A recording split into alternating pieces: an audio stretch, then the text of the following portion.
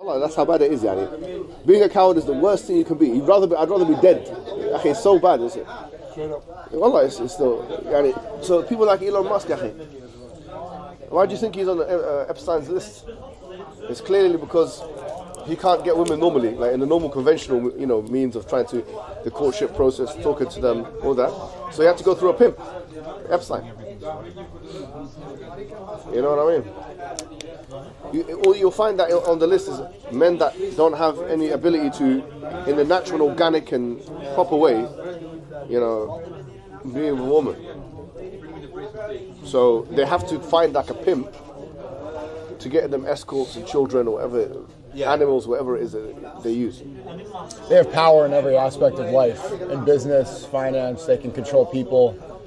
But they don't have power in that aspect. That's the one thing they're lacking. Yeah, because they don't know how to do it. Yeah, because look at the list. Look, you don't find there's certain names you do not find on the list. Like, not to be racist, but how many black people on the list? Not that many. Exactly. What they don't, how many? What do you call it? How many Muslims on the list? Okay, what I'm trying to say is that it's people there. You find that they're just used to getting their way through money. The thing is, they say Pakistani grooming gangs, yeah. And then when you see a list they're saying Goyim. It's predominantly Jewish and white. Exactly. And they don't say it's a Jewish. They don't say nothing. No. Okay, do you know what it is? Let's be open honest, man. Yeah, we're in London. As I said, the population is 10 million here. It's one of the biggest cities. If London was a city in the United States, it would be the biggest city. Even though the United States is 9 million kilometers squared. Yeah, it's a huge country. It's the third biggest country in the world, like in terms of size. So it could fit, I don't know, the UK, I don't know how many times in there, 30 times, 50 times, I don't know. It's so much bigger. But, what was I just saying now? Yeah, the grooming gangs, yeah. London, bro. London, you're not going to find no grooming gangs. The grooming gang situation was confined to 2 towns in Rotherham and Rochdale, 2 towns up north, like further down from Birmingham. Yeah. Okay, let's. If someone wants to make an argument about Pakistani grooming gangs, they have to say Pakistani grooming gangs in Rotherham and Rochdale. There's a problem. There's a cultural problem there. Let's find out what the problem is. No problem. Even if you go that far, I don't have a problem. But Pakistanis in London are not doing grooming gangs. There's not even like any instance of it. Yeah. So it's clearly a regional issue. Yeah. So why are you making it out? Whereas with the Epstein list, bro, you got people from everywhere, from all the countries, from all the nationalities, from all the do you know what I'm trying to say? It's mostly middle-aged white men. Yeah, absolutely, bro. And Jewish. All funded by Israelis. Epstein's a Jew. No one calls it a Jewish grooming gang. And you can't connect grooming gangs to Islam. How could you? I mean, Christianity you can, because you've got these priests who are stopping themselves from their natural desire. Who's going to pray? If there's anything you can. Yeah? Oh, which one? The 2 of them? The one on the collar is us. That's us. Oh my God. Is this your guys? Yeah. If anything, Christianity, for example, the fact that the priest cannot have children, and it's very bizarre because if you think about it, they say priests cannot have children, but Allah has a son. No. Leave that for a second. Look, they say it's dishonorable if you say priest. I never thought about that. If you think about it, it's like, okay, priests cannot have children because it's disrespectful to the priest to say that he has children, but they say Allah has a son. Yeah, that's crazy. There's a lot of funny stuff like that. Like they call God the Father, and then they call the priest Father. Yeah, exactly. That's what I'm saying. I never understood. And then when it comes to this kind of stuff, like when you look at what the church, the priests have done, etc., bro, it's a natural inclination to want to have intimacy. When you suffocate yourself, it comes out in perverted ways. That's why you see the church. So if anything, if you're going to blame any kind of sexual conversion, sorry, thank you. You can be priesthood. At least you can say, you know what, you're doing something unnatural, and it's coming in unnatural ways. Yeah, but we still don't even use that as an evidence against Christianity. Yeah, we don't. Because it's not like Christianity says to do that. Exactly. So we don't even hold that. We don't even do that. We will not even say that. Yeah. But if anything, you can make that correlation or whatever is for the matter. Yeah. And Beck came up with an interesting theory about that. Because up until like 20 years ago, you couldn't be gay publicly. Yeah. So a lot of guys, when they would get to their late 20s and 30s, and the grandma would start asking them at the family at the gatherings, like, where's your, Yeah. where's your wife? And so they would join the church to escape that ridiculing. Really? Yeah. So instead of having to deal all the time with, why aren't you married, they would just become priests. And then they would take those urges out on vulnerable people. It happened at my high school. Thank God, me, Even Milo. You know Milo? Yeah. He said he was abused by a priest. Is this yours or Ali Dawah's mic? I think it's mine. This is ours, isn't it? Let me see it. Pass your right one. Your right one. It should be yours. This food's great. Thank you guys. Turn up the ISO closer. I just told you. Yeah, it's something different.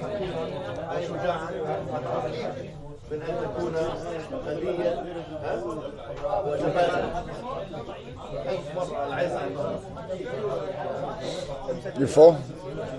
No, I might eat a little bit more. Oh, I just came back to life. I was dead before I... Today's fast was the hardest one so far, the whole Ramadan. We barely ate or like water yesterday, so. Are you guys praying or no? You guys are travelers. You can join. Yeah, this is better for us. I gotta make wudu. Is there wudu over there? I'll go pray real quick.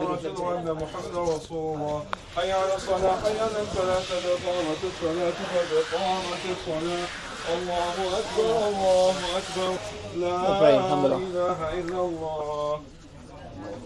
I've got two mics. One SNEAKO, one Dawah. Yeah, got the whole restaurant quiet, brother.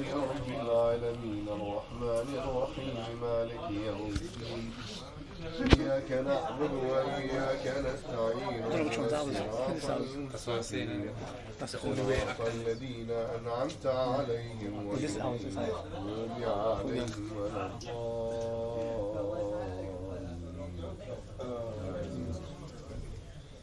قل أعوذ برب الفلق من شر ما خلق ومن شر غاسق إذا وقب ومن شر النفاثات في العقد ومن شر حاسد إذا حسد. Is it market or something?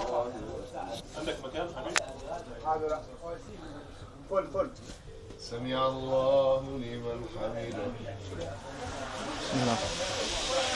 Let's see what we're on. 623 pounds.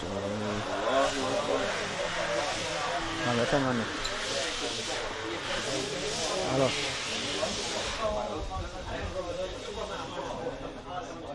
Hello. Hello.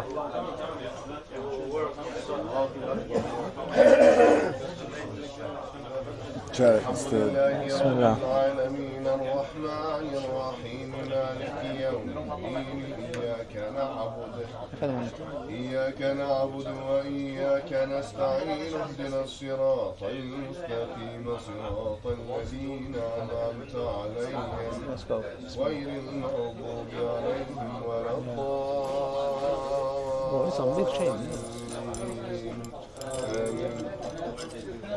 قل أعوذ برب الناس ملك الناس إله الناس من شر الوسواس الخناس الذي يوسوس في صدور الناس من الجنة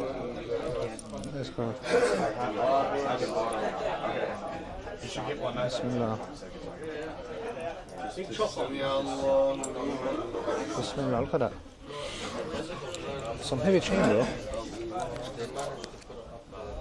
It's heavy.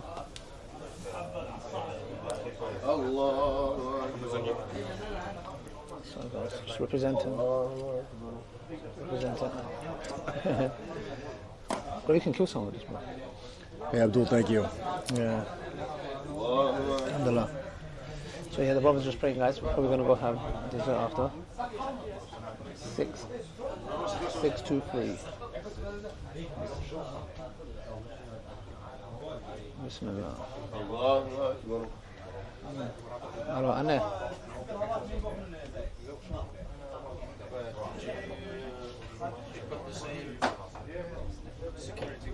Bismillah. Bismillah. سمع الله لمن حمده. Let's go.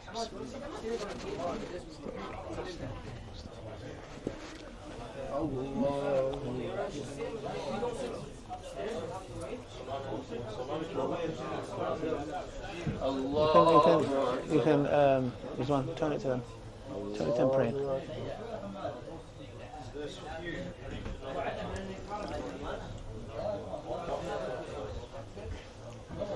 Allahu Akbar. Hello.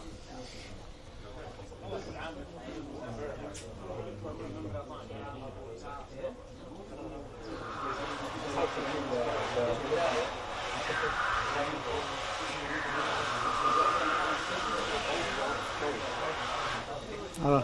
Assalamu alaikum wa rahmatullah. Assalamu alaikum wa rahmatullah. Bismillah. Let's go, guys.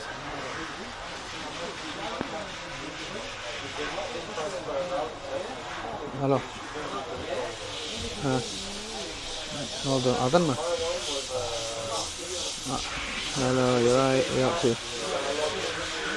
What's wrong? You okay? Hey, you like Ellie? Huh? It's heavy. It's heavy. Yeah, obviously. It was heavy, man. Yeah, put it up. You can kill someone. Can I put it on there? I know what you use it for. I know it's not for this. Hello, Ashkam. Okay, I'll call you later when you go home, yeah? It looks good on you, bro. Wallah. Is it real? It's diamond and Right, bye. silver. You look like the guy I'll on the speak to you private later, jet now. Huh? You look like the guy in the private jet now. What Row jet? 32. Oh, yeah. I thought you said something with that guy with the Epstein files. What's the guy talking about? No. Yeah. What are you saying, At? I'm warning the warner. Yeah. He's like a rapper, bro. Oh, this is it's heavy as well. I know. That's how to take it Yeah. off. Yeah. That's how to take it off, bro. Alhamdulillah, It'd be dragging me down, bro. yeah. Someone goes Lil Ali. Lil Ali. Lil Ali. Yeah. No, Lil Warner. Lil Warner, alhamdulillah, yeah. You want some coffee? I'm done. Was it? You have any coffee or It's a what? Saudi coffee. There's no caffeine in this Do one. you guys want to chill here or do you want to go to a dessert place? Wherever's Why don't we chill here for a little bit? Yeah, we're here. Whatever you like, it's fine. No problem. You let me know. We're cool. Oh, come. Yeah, bismillah. Which one's on my? I know the ones that with the magnet is ours. No, these, I don't think, one is not. One's not ours. No, I have no idea, bro. I have see no you guys idea. That it must smell in here. It smells great, actually. Should I get them to clear this? Are you guys That's done? my favorite. Yeah, it's nice. It's a good one. Yeah. I could drink this all night. I could have 20 of these. There's no caffeine in it, really. But Have you? I don't know. I could have brother, 20. have you- Aki, can we do takeaway? Just Eating Mamdani style.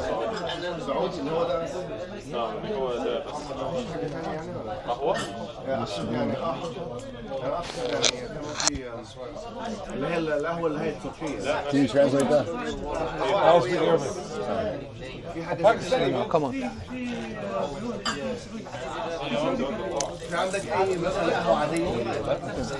Hey, you gotta put the whole thing on, bro. You gotta put the Oh, the whole shebang. Come on. It's a set, yeah?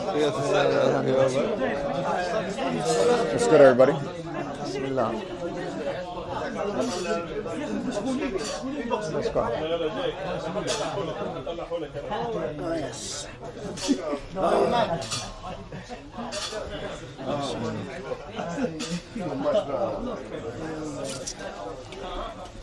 It doesn't have that much caffeine, you said, does it?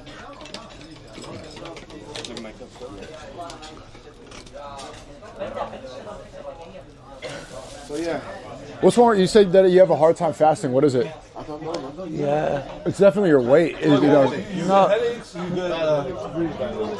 No, but tell him why though. Yeah, that's the reason why. I think it triggers it. Yeah. It's not malignant, it's not Yeah. cancerous.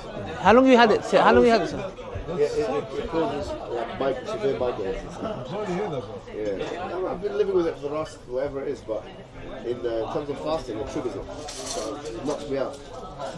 I thought fasting is supposed to kill cancer cells. No, this is The 18th hour or something like that. We talk about autophagy. He's had it since he was young. 12 hours. You've had it since you're young, innit? It's something he's had since he's young. It doesn't grow, it's just there. Aren't you exempt from fasting? He is, but he's... Brother, can we clear it so we could, yeah.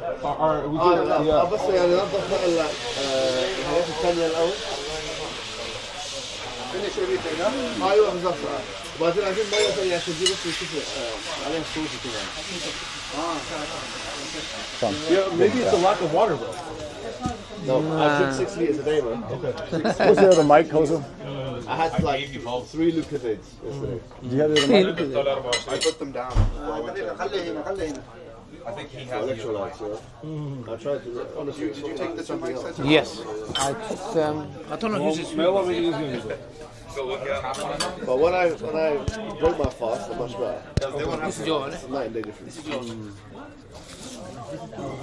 You're not married yet? Huh? You're not married yet? Someone wants How is that funny? Why is that funny? There was no joke. Why are they laughing? No, I'm not married right now. You know how easy you can get married with that? No, I know, but... Where's that train anyway? I'm not gonna lie. When we had that podcast in the studio like 2-3 years ago. 2 years ago, yeah. Yeah. Maybe what's going on? This is going blind in the area. No, it's just, I'm focused on my mission right now. No focus, you're focused. What? You're focusing. Focusing. Yes. Extra focus. Put some cocoa on that, huh? Yeah, no. I mean, I'm focused on the mission right You now. too, man. You need to get Focus on the business. Focus on I'll talk off stream. Okay, yeah. Something, I don't want the evil eye, you know. Fantastic. It looks nice. I like the shiny one. Right? Where can I get it? Yeah. It's the onetruth.co. One truth. The onetruth.co. One truth. And then all of it goes towards funding the Dawah. What are you talking about? The gold? My clothing. This is my clothing brand. It's called the One Truth. You like it? Yeah. Thank you.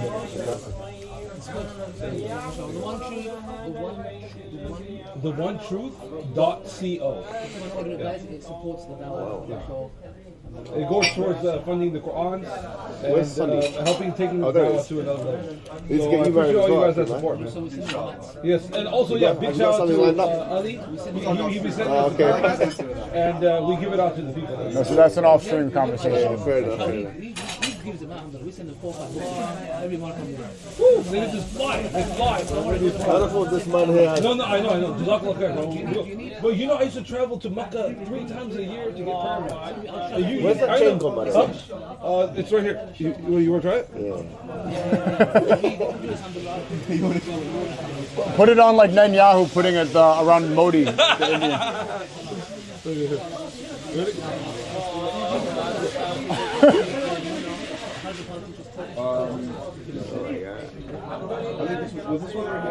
Make sure my bankruptcy officer doesn't see it.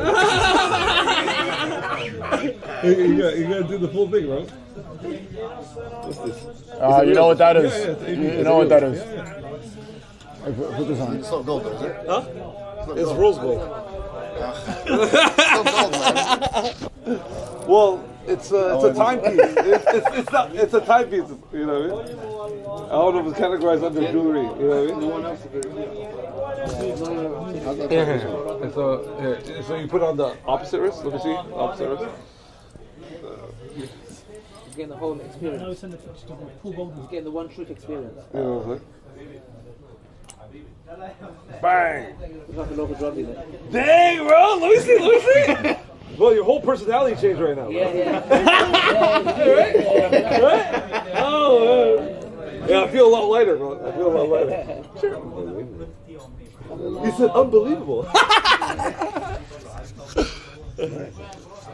Well, suddenly women are gonna pop up all over you. It's like boom, just like that. Let's find out if that's the case. Look around the machine and see if anything changes. Usually it's the opposite things happen.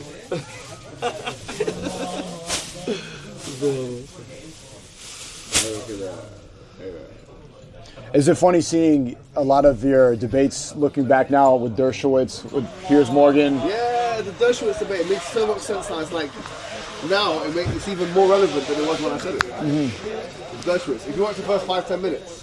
What did you, I can't remember. I was just grilling him on the island and this and that and Epstein this. And he went from complete denial to then admitting he got massages. Yeah, exactly, yeah. Oh, is it? You got massages? Yeah. He admitted to that. Remember when I went on Piers Morgan? How was everything? All good? Fantastic. There is some guys upstairs. They didn't want to interrupt you. They wanted to say salam for you.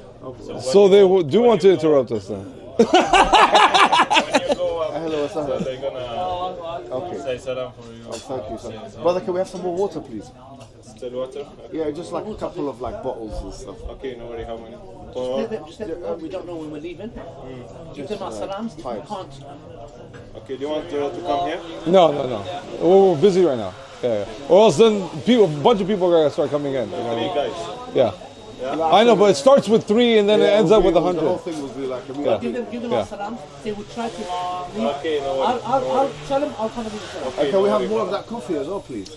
Great idea. One more. Oh yeah? The Saudi coffee. Saudi coffee. One more pot, yeah? Thank you, brother. Still water, yeah? Yes, please. What's inside this? Dates, probably. This is dates, yeah. Dates and prata bread mashed together, yeah? Is it all the same?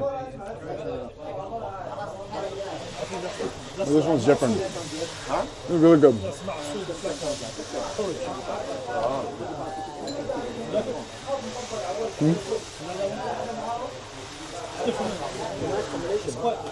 You're back on YouTube now, yeah? Yeah. A lot of strangers saw each other. When's the last time I saw you? 2 years ago? Well, no, I saw you in Mecca. But before that, 2 years we didn't have YouTube. So saw you last time out in Mecca.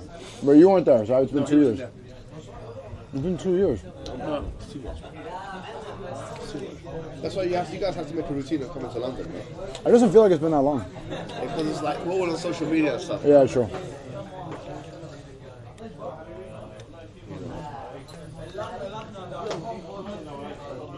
Because we can't come to the USA. If we could, then we would do it. Warner loves it. He wants to set this up as the third base because I have New York, Miami, London could be. That makes sense. Well, that'll be such a good Bermuda Triangle, you know what I mean? Yeah. New York. A Trinity. The real Holy Trinity. Right. Damn, I'm sorry. Damn, I took it too far. I'm sorry. You're enjoying the chain, huh? It's good, you know. Wallahi, I miss you, bro. Wallahi, I miss you, bro. It sucks you guys can't come to the US anymore, bro. No, I mean, I'm not gonna lie, that breaks my heart, bro. I'm not gonna lie. They're gonna allow it, but we don't know when. I thought I was going to be blocked on the way here. You have to sign an ETA. Yeah, that's right. To get into the UK. And one of the questions they asked, have you committed a felony? Yeah. And then have you ever been accused of being a part of an extremist group? Every day. Yeah, no, I said no, but... Yeah, no, I think maybe they mean by the authorities. Because if anyone can just say anything, you know. I mean, I can't believe Tommy Robinson's allowed in the White House. Well, the difference is you can dedicate your career to talk about Muslims, you'll get invited to the White House. If you say anything about Jews, you'll get... YouTuber got cancelled. Tyler Oliveira got banned on Patreon, but the other one, Nick Shirley, making the Somali, Minnesota daycare video, he gets invited to the White House. But the same scam that the Jews are doing, they're almost exactly the same, but they have their own police, their own hospitals. We have it in Tyler Oliveira. We have it in Stamford. They have their own police, they have their own ambulances. Yeah, they have it here. But they're never considered invaders or outsiders. You know? Never, yeah. I was doing a reaction video to it yesterday, and I was saying, it's the double standards. You can do what you like, I don't care. But why is it, they don't integrate as much as we do. But it's okay. They don't integrate, they go to their own schools, the women work on one side, they don't say nothing. Do you think that invader and assimilation conversation has grown this year? Yes. I've seen it grow a lot more compared to the first one. It's a weight off your shoulder. It has. Why do you think it's spiked up like this? They're doing it, I think because people are learning more about Israel, so they always try to place the blame on Muslims. I think maybe they're looking at Israel and seeing what they've done to the Palestinians, and they're thinking maybe this could be done to us. What do you mean? I don't understand. Okay, I'm saying maybe. They look at what? They've invaded. If you look at it, Israelis have invaded Gaza. You know? They admit that. The researchers admit that it's a genocide. Yeah, and they admit see that how it's horrifying it apartheid. is. Maybe that's why, not that we do that. They might think, okay, this is what it looks like to be invaded. Maybe they use it as if, like, oh my gosh, this could happen to us. Just say maybe. Might be invaded. What new talking points have you had to debunk about the Western invasion, assimilation conversation? There is no new talk of late. Like, it's the same thing. Grooming gangs. The whole great replacement thing. Which is being iterated in different ways. What's new? I wouldn't say there's anything that's new. Right? The dog one really started ramping up. The dog one was new. Okay, dog. Okay, let's talk about dogs for a second. Yeah. Alright, so Quran mentions a dog a couple of times. Yeah. One of them is Surah Al-Ma'idah, chapter 5 of the Quran. Yeah. Where it talks about using a hunting dog. Yeah, it's never used in a negative way. So using a hunting dog, in fact, the dog is basically the surah is saying that you can use a dog to get meat to hunt for you. A guard dog. No, a hunting dog. A hunting, okay. So the dog goes and gets, I don't know, a bird or some kind of prey. That's halal for us to eat it. So you can keep a dog for multiple purposes. One of them is hunting, and the dog is not. The second thing is it's not disparaged. Yeah. The second thing is the famous hadith of the Holy Prophet Muhammad, where he said that there was a prostitute. Yeah. Which is she one time she quenched the thirst of a dog, and that Allah forgave her. So if a dog is meant to be something which is hated by the Sharia, why is she going to Jannah, this prostitute going to Jannah, for giving water to a dog? So what the question is, where are they getting this from? They're getting this from select hadith that talk about black dog, and clearly it's contextual. It has to be, because what we just said. There's even a hadith saying that if you save any life form, yeah, anything that's the size of a sparrow or bigger than it, you'll be given the reward of that. There's generic hadith about being good to animals. There's a hadith about a woman that used to torture a cat and that she'll go to hell for it. So there's a lot of hadith on this. There's clearly, in the Quran hadith, there's a lot of discussion about the dog and the cat and all these animals in a positive way. But the fact is that they've taken the select hadith that talk about the vicious dog or the black dog or whatever it may be, and obviously that's contextual. It has to be contextual. Is it commanded for us to kill all the dogs? No, it's not. No jurist ever believed that. No one thought of it like that. Well, I mean, let's see why. Let's analyze why is this being used to demonize Muslims. It's because there are more dogs, and especially like the difference between white couples in the UK and Muslim couples or Muslim families. I think the average Muslim household, they have, 2.8 kids per household? Maybe more. Yeah. 2.8. Yeah. And then the average white household, 2.1. White Christian household is even less than that. It's 0.8. Is it? So there's more dogs per white Christian household in the West than they're having children. There's that, but there's also, in Islam, if a dog licks you and stuff, there's different ahkam. You have to wash it off, for example. It's considered to be like the saliva of a dog is considered to be unclean. Yeah, and there's a hadith about if you have a dog in the house, then the angels are not going to come to the house, inside the house. Which means, if you want to keep a dog, keep it outside of the house. Keep it outside. And there's a whole school of thought, this Maliki school, allow dogs in all cases. They said you can have a dog. It's not a problem. Some schools say no, you shouldn't have a dog because of this hadith, right? About the malaika and the angels and stuff like that. There's difference of opinion, but the point is that if you keep a dog inside the house is going to be dirty. It's going to smell differently. It's going to the dog's going to shed its hair on certain places. The saliva is going to be everywhere. So it's a matter of hygiene. That's what it is, really. You know what's funny about it too is up until about 20 years ago, that was actually normal for people to keep dogs outside of the house. Yeah. Like when my uncles and aunts and grandparents had dogs, they were in the backyard the entire time. This is a new phenomenon of people sleeping with them and making out with their dogs. Exactly, bro. Did you see that video? Which one? No. It's exactly, yeah. Literally making out with the dog. It's disgusting. But it seems like that growth of dogs inside, it coincides in tandem with the growth of feminism. So there's less children, there's less normal households, there's also dogs replacing children. That's made up the loss for the traditional family we used to have. Anything that they do corruption or having sex outside of marriage, you should just condemn it. Like this, anything that's natural, go against it and then find a solution. Change the name. Strip club. Gentlemen's club. Change the wording. Sounds better. Strip club. Gentlemen's club. Prostitutes. No, sex work. How do you know that? So much corruption, huh?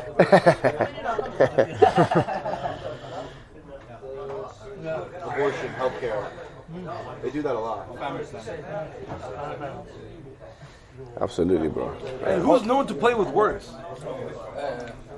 Sorry? Which group of people are known to play with words? Which one's good? Everybody, right? Come on, you know. No, you to say. Because I want you to say it. No, but do you know the history of that? Of how, like, the Yahud are known to change words and stuff like that? Yeah. Do you want to The talk about that a Torah. little bit? Well, I mean, they're changing the Quran, the Torah itself. They're changing the Holy Scriptures. I mean, there's nothing worse than that. I mean, if you're going to change that, then you'll change anything, bro. But what I don't understand, let's stick on the dogs issue for a second, yeah? I've mentioned the Quran doesn't say anything negative about dogs. Sometimes it uses a dog as an analogy. For example, in تحمل عليه يلهث وإن تتركه يلهث, there's a particular ayah that talks about مثله كمثل الكلب. This particular disbeliever is like a dog. If you act with him like this, he will just he'll loll his tongue out. And if you leave him alone, so it's not disparaging inherently about the dog. It's just saying that the dog just sits there. It's talking about the appearance of the dog. So apart from that, there's nothing disparaging. The Bible, though, the Bible does say things that are disparaging about dogs. Jesus is meant to have said in the book of Matthew, a Canaanite woman came to him, all right, and she was begging and saying that, please save me, and she fell on her knees and she was asking Jesus, according to the Bible, bro, New Testament, not even Old, New Testament, she fell on her knees, oh, please help me, this and that, and he said, I'm not going to give what's meant for the Gentiles to the dogs. So in other words, he denied her, according to this, obviously we don't believe in this account, but according to the Bible, he denied her because, and then he compared her with a dog in a disparaging and pejorative manner. If a dog was a good thing, why are you saying the dog in that sense? And a dog has been used in 1099. And in Surah Kaf, the ones in the cave, Yeah. and the six of them was a dog, Yeah. or the seventh dog. Yeah. And these are righteous, these were people who were running away from Exactly. being persecuted because they believe in one God. So they Yeah. ran away, and it talks about the dog. Dog is there, so it's always either neutral or positive. There's not like I said, there's very select those hadiths that talk about killing a particular kind of dog in a specific kind of way. Akhi, dogs can be vicious. If a dog came to you right now and tried to kill you, bro, a dog can kill you, akhi. A dog is an animal that can kill. It is the most legal weapon in the United Kingdom. We've done a video on how to kill a dog. If they Yeah. tried to attack. Oh, this is not going to... No, basically, we was in a protest. It was pro-Palestine rally. So Yeah, they were it bringing was- their dogs to us, yeah? Yeah, bro, it's So a the weapon, judge bro. said, listen, you know how to defend yourself against the dog, yeah? But they were trying to instigate. No, if a dog tries to kill you, bro, put it this way. Wallah, let's be honest. I don't know how many of you have kids here, but We're doing let's so say, well. if a dog, like a dog can be vicious, right? If you're walking with your kid, baby, 1-year-old, and a dog came jumping viciously to try and devour your 1-year-old, I don't think anyone would have a problem taking a gun out or a knife out and killing the dog, akhi. So there are specified contexts where killing a dog is absolutely, everyone would accept it. I don't. Or a cat. Yeah, no, any animal, but a dog is particularly vicious, bro. no. It's a vicious animal. SNEAKO, It can- hello, doggy, be my child. Some of the dogs are literally similar to wolves, bro.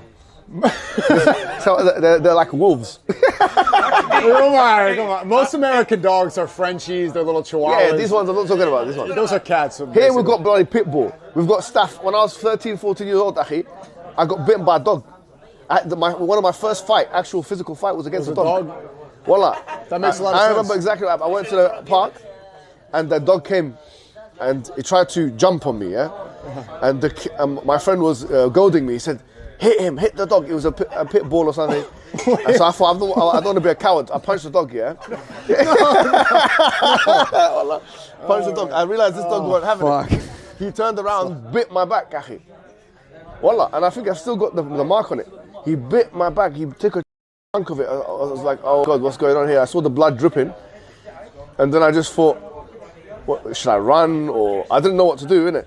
Then the guy told his dog to stop, and then I went to the hospital. They said, no, don't worry, the UK doesn't have rabies. Yeah, that would be the biggest issue. The dogs don't have rabies in the UK. Yeah. So that's it, you know, it just healed by itself. But a dog can be set on you, like, we have it here in the UK, but they set dogs on people, man. Sick 'em, boy. Yeah, do you have that in the US as well? You got guns, you don't need dogs. Here, a dog can be used to set, like, you set the dog on a guy. That's what they call it. Say. Not everybody walks around with a gun. People have the idea that everyone is wielding a gun everywhere. It's not that. Yeah, of course, yeah. But, you know, if someone wants to do harm to somebody, a dog is a great way to do it. I don't know. Well, we love dogs. I like dogs, Akhi. I have a good relationship with dogs, Akhi. You know what I mean? I used to have a pet wolf. Did you? Yeah, I did. Really? For like almost 2 years. But it was a female wolf, so she was very... She was a bitch. Good. She was... She was a real bitch. She was a good bitch. She was a good bitch.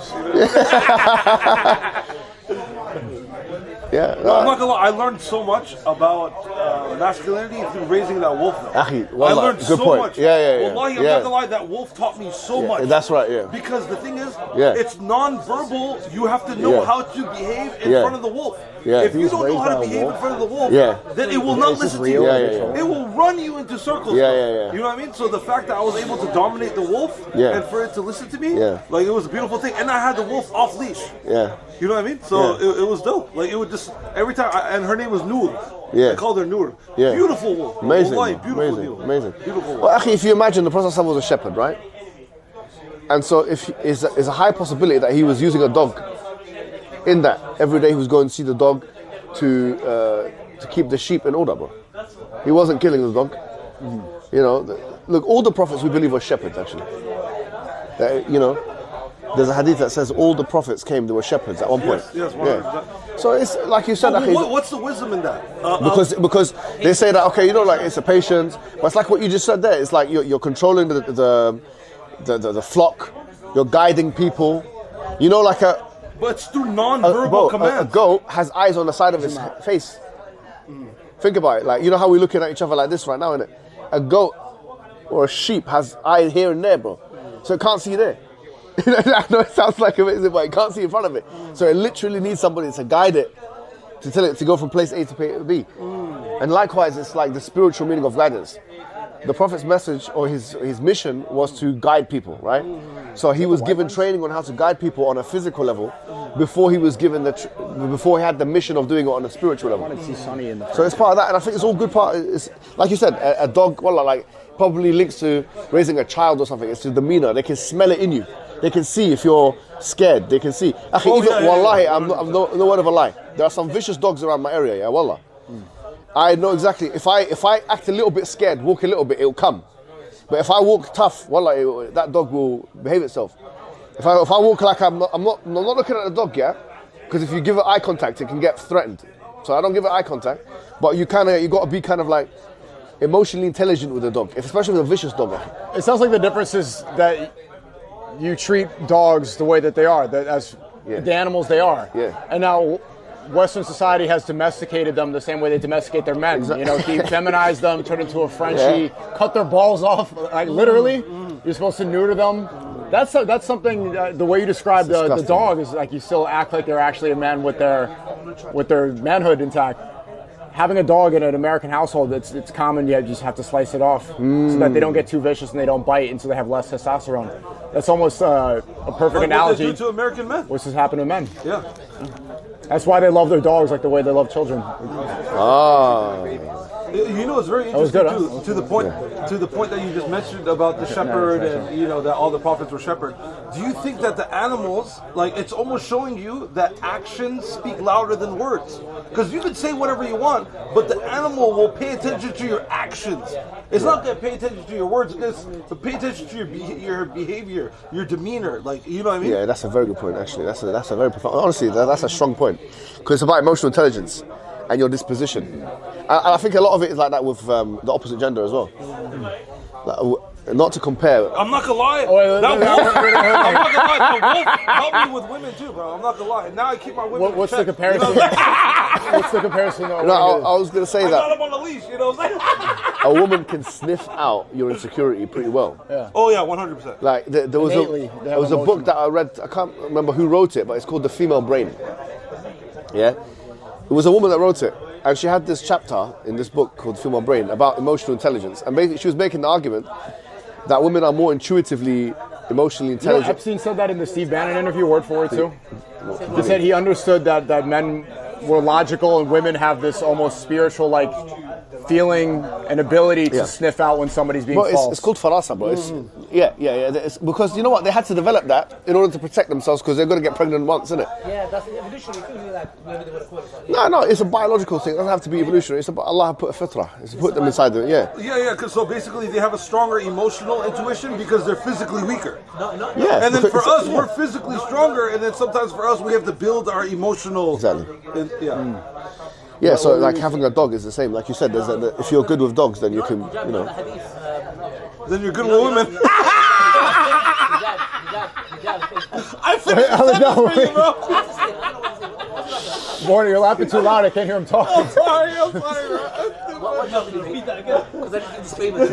No, but there's truth though. No, but I said if you could dominate a dog, you could dominate a woman, bro. No, but he doesn't mean physical. I'm talking about the big one. I'm talking about the monster one. You know what I mean? I'm just saying. Yes. You're free from that, yeah. You never had a wolf, brother. It's okay, I understand, brother. You never had a wolf. You guys are American. You guys can say whatever you like, whenever you like, however you like. And we can pray wherever we want to. Okay, enough of blood pressure. Not if you're Myron Gaines. I want to get there. I do not agree with the statement that was just made. Now, moving on. You know the hadith of the Prophet when there was a war that's happening, so the Prophet said for the specific person was caused a little fitna, etc. I don't know if you know the hadith, but his wife told him, he said, listen, I think that they're coming and like, they're not to no good. I don't know if you know it, I'll get the hadith for you. The Prophet ordered the What? at night of one of the mushrikeen.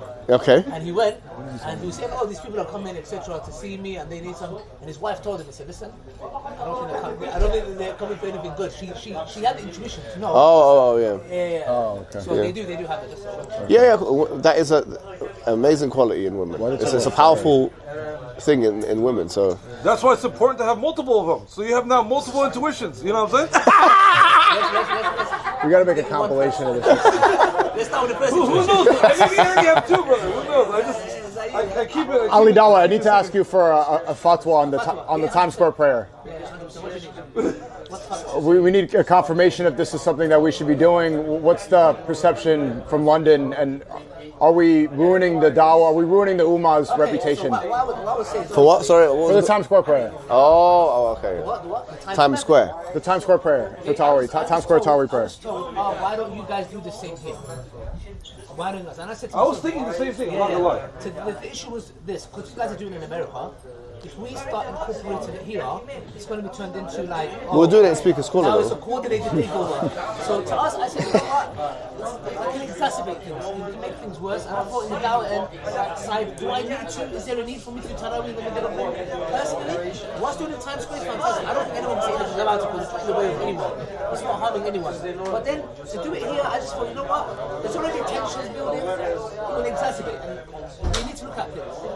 So I just said to myself, I mean, we could, but it's not, I would not do it. And I'm not saying there's anything wrong that it's done. It's done. I think he's done it. He's been doing it every year. He should carry that on.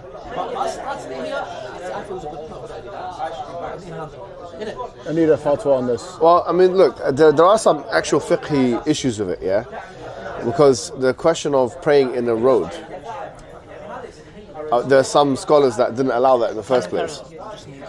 Now, is Times Square a road in that sense? I don't know if it is. You can correct me. It's not, isn't it?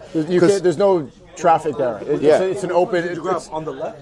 This is ours. I know, but it's the one on the left or the one on the right? Because this one was yours, this one's SNEAKO. Yeah, on that right, yeah, this one. Okay, cool.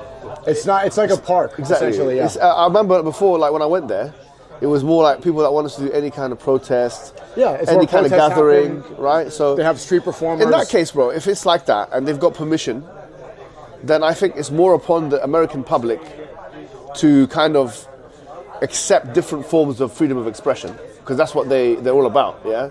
Than it is for the Muslims to try and adjust themselves for the American public. Because at the end of the day, if you become Mr. Concession and you just want one concession, two concessions, you're not doing anything violent, bro. If you don't want to see people pray, you don't have to see them pray. Not even loud or disturbing. In fact, like the Muslim prayer was this. The Jewish prayer was the next day, and they're doing a raise for the Mashiach, for the Dajjal. Come on, man. So, like jumping up and down, like literally, could be disturbing. Well, I think that it's a problem for the Muslims is if they allow inconsistencies to take place with other minorities. So if they allow, like, okay, Jews are having this treatment, but we're going to restrict ourselves from the same treatment, then what you're doing is you're setting a precedent. So look, I mean, if it was in the middle of a street, there's an actual legitimate jurisprudential fiqhi consideration. They say if it was an actual pathway where people are moving and it was stopping the people, that's a different police station area and open. They got permits, like the town square, right? That's it, man. Well, why do you think that people have more of an issue, like about the prayer than they do about gay pride parades? Like I'm saying, Myron is really upset about this. For a year, I debated him last year about this. We did the same thing last year and this year again. I don't know what Myron, what he's saying, because I haven't seen exactly what he said. He's saying that they should kick the Muslims out of Times Square for praying. Well, then that goes against the First Amendment. It goes against freedom of expression. You know what I mean? If you're allowing other minorities to do that. You're saying we're asserting dominance in a Christian country, and where it's we don't have any dominance in the Christian. First of all, it's not a Christian country. I disagree with that. You're right. It's a secular. Look, I'm familiar with the way that the United States was incepted, right? Like you were just talking about Boston and the Boston Tea Party and stuff like. But if you look at how the United States of America was actually incepted, it's one of the few countries, alongside France, that actually have secular. They have a secular founding, okay? So if you look at like the Declaration of Independence, if you look at the Constitution, Treaty of Tripoli, although they make kind of like a generic reference to God, which is inspired by John Locke, yeah? Although they make those references, there's no specific reference to Christianity at all in any of those documents. And the way that the Senate and the House of Representatives and how the executive branch and how the judiciary, the three strands or three branches of government, how they're all kind of, with separation of powers, sorted out, it's all to do with the fact that it's democracy, it's secularism, it's nothing to do with Christianity. Right. So it's not a Christian country. You can say it's a Christian majority country, but not a Christian government. Yeah. So I refuse that it's a Christian. You can make a stronger case that the United Kingdom is a quote-unquote Christian country from a governmental and legislative perspective than you can that the United States is, because the United Kingdom has a constitution which is uncodified, which is based on like statute law, common law, and something called convention. That's what we do have a constitution in the UK. It's not a codified constitution. That's the difference. A codified constitution is not in one document with amendments like you do have in the States. So the point is that you can make a stronger case that the United Kingdom is because you have the House of Lords was connected with the Church of England. You have the Church of England, all right. You have lots of institutions that have their kind of Christian roots. You can make an argument.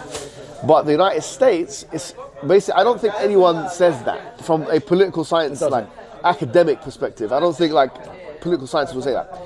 You can make an argument for population. So it's not a Christian country from that perspective. Even if it was a Christian country, it's a Christian country that purports to be freedom of religion. Freedom of religion and speech. His argument is that Christians would not be able to pray at the Burj Khalifa in Dubai. Is that? I don't know much about the. Okay, so the fallacy here is that you assume that the Khalij countries rule by God's law. They don't. There's no Sharia. There's no Sharia law. I mean, some countries more than others. Sharia allows Christians and Jews to practice their religion. So even if it was Sharia law, in Afghanistan, could Christians pray and could they do a Catholic procession? The specific laws about the Arabian Peninsula, outside of the Arabian Peninsula, like Egypt, where I'm originally from, right? There's a 10% Christian Coptic population, maybe 15%. That is to say there's about 12 to 15 million Christians in Egypt, yeah? Out of 120 million population. And if you look in their days of prayer, bro, they fill the streets fully. And no one has ever had a problem with that. Yeah. You could argue, Egypt was originally Coptic and then Muslims came in, but that's aside the point. Yeah. You have a Christian minority that are more than capable and more than able to do their religious duties, religious rites and stuff like that in the streets or anywhere else, public, private. You have so many churches in Cairo, so many churches in all of Egypt. There are entire towns that are like that. Lebanon's the same way. Lebanon's the same way. Yeah, so there's lots of countries there's many examples of that. So I don't think this is a fair comparison. Same with Malaysia, bro. Malaysia, Hindus, look, they do their celebrations there. There's major Chinese minorities there. They do what they're doing. There's no equivalent of the far right in Malaysia, although it's a population which has like a big, sizable population of people coming from outside. So there's no valid argument. What the real problem is that in a country that purports Judeo-Christian values, Islam is the greatest threat, not physically, which they claim, but ideologically. Islam destroys the idea of Judeo-Christian values and exposes the logical fallacies and the hypocrisy and the double standard. Yeah, but exactly. That country where you can't pray in a Christian country. They have a celebration for the Antichrist and nobody has a problem with it.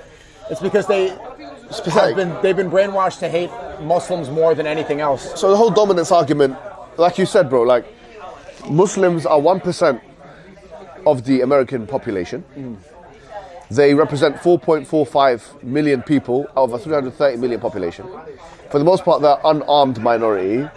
For the most part, they don't really have as much power, anywhere near as much power as the Jews or the Zionists. But even despite the difference in to even bring that up in this conversation, prayer is an act of submission. It's like now we have to talk about arms and media control. What were you going to say? No, I was going to say, are you familiar with what he's talking about, with what happened the day after the Taraweeh? No, tell me. Do you even know? Okay. So, what was it, Friday or... Salam. Friday we had the Taraweeh, I think. The next day, I'm going back to do Dawah with the Warner. We're driving, and they had 5 times more people in the same exact spot. Jews. Completely blocked off. So for Taraweeh, anyone could come and pray. With the TV screens, the Times Square TVs. Was it Zionists or Jews? Jews. Yes. Jews, like religious Jews. Billboards, and they were calling for the Masih.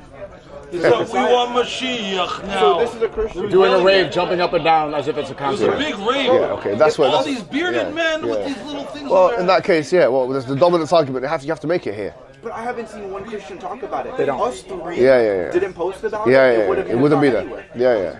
Which is just like... I don't understand it, bro. Because look, Islam is a closer religion to Christianity than Judaism is. I think you do understand because they see Christianity as a useful tool. No, but that's more on the political elite level. I don't see why commentators online can't just be morally consistent and say that. Say, look, like, isn't there fair-minded like commentators? Because they fall for the propaganda.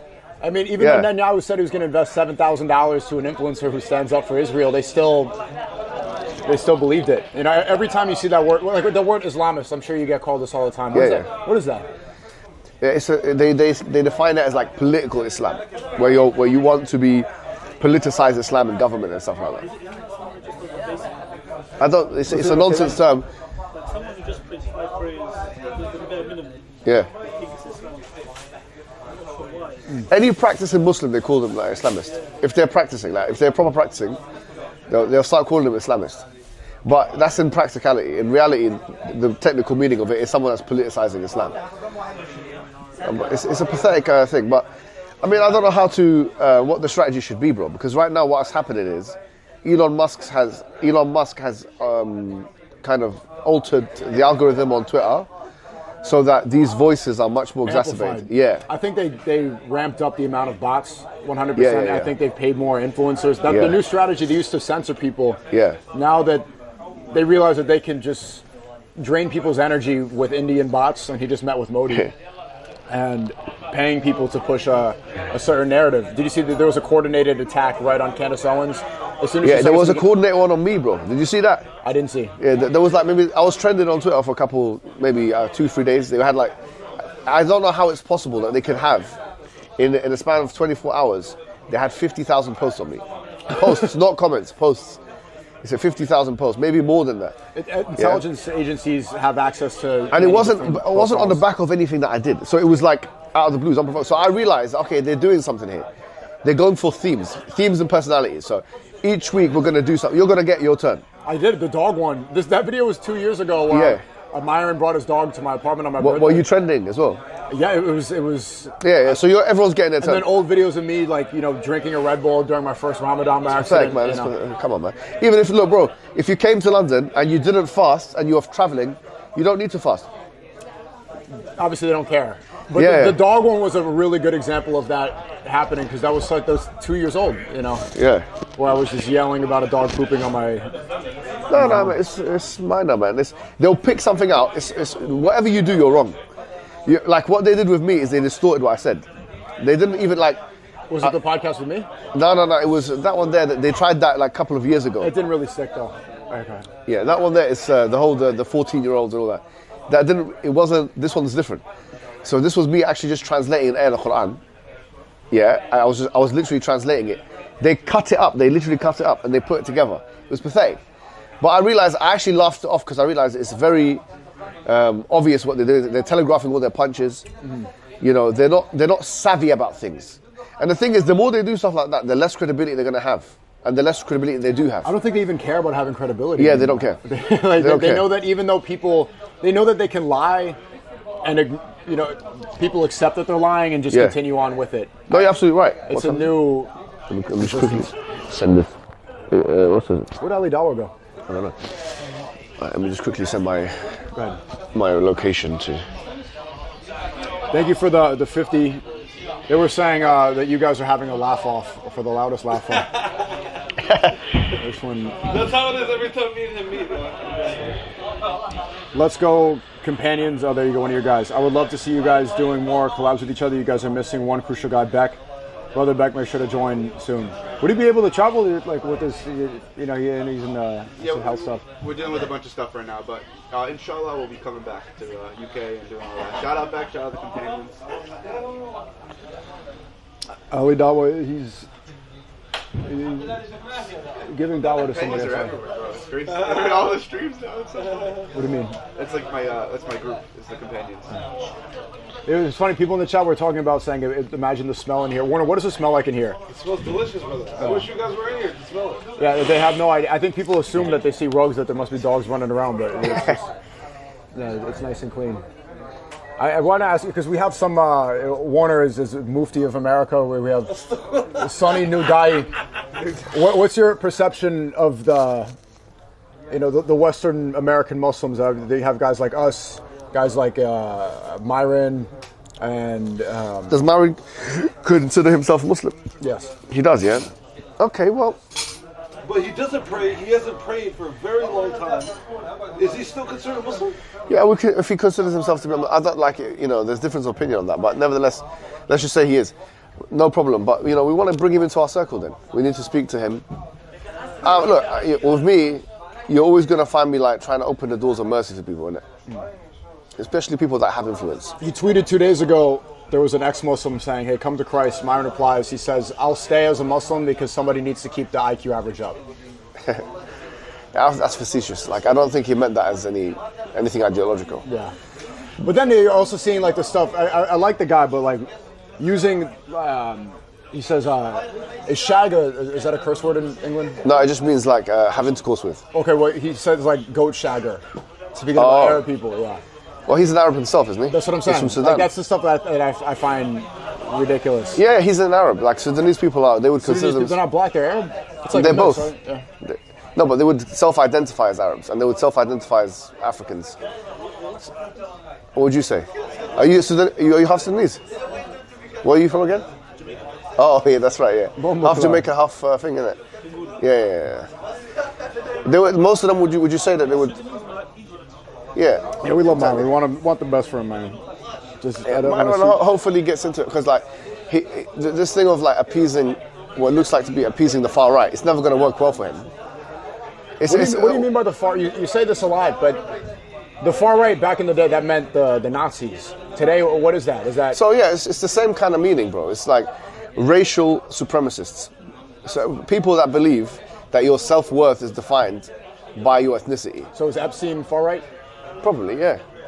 But Zionist far right, like, do you know what I mean? That's what I'm saying, because like the white far right is so different than the Jewish supremacists. You know that they have completely different. Yeah, goals. But it's the same idea of like supremacy based on who my father was. Yeah, race, like what my genetics are, rather than my content or the content of my character.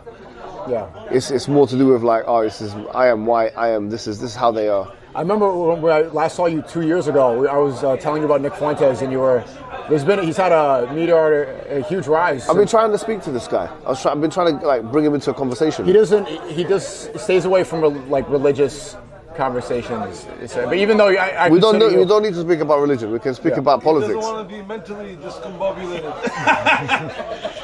He's smart. He's really smart. Right now, whatever. He's actually clever. And he's got a good way of articulating himself. Yeah, he's got a good way of articulating himself. There's a reason why he's popular. And the thing is, like, with people like that, that's where the conversations need to be had. Anyway. Do you see a worthwhile alliance?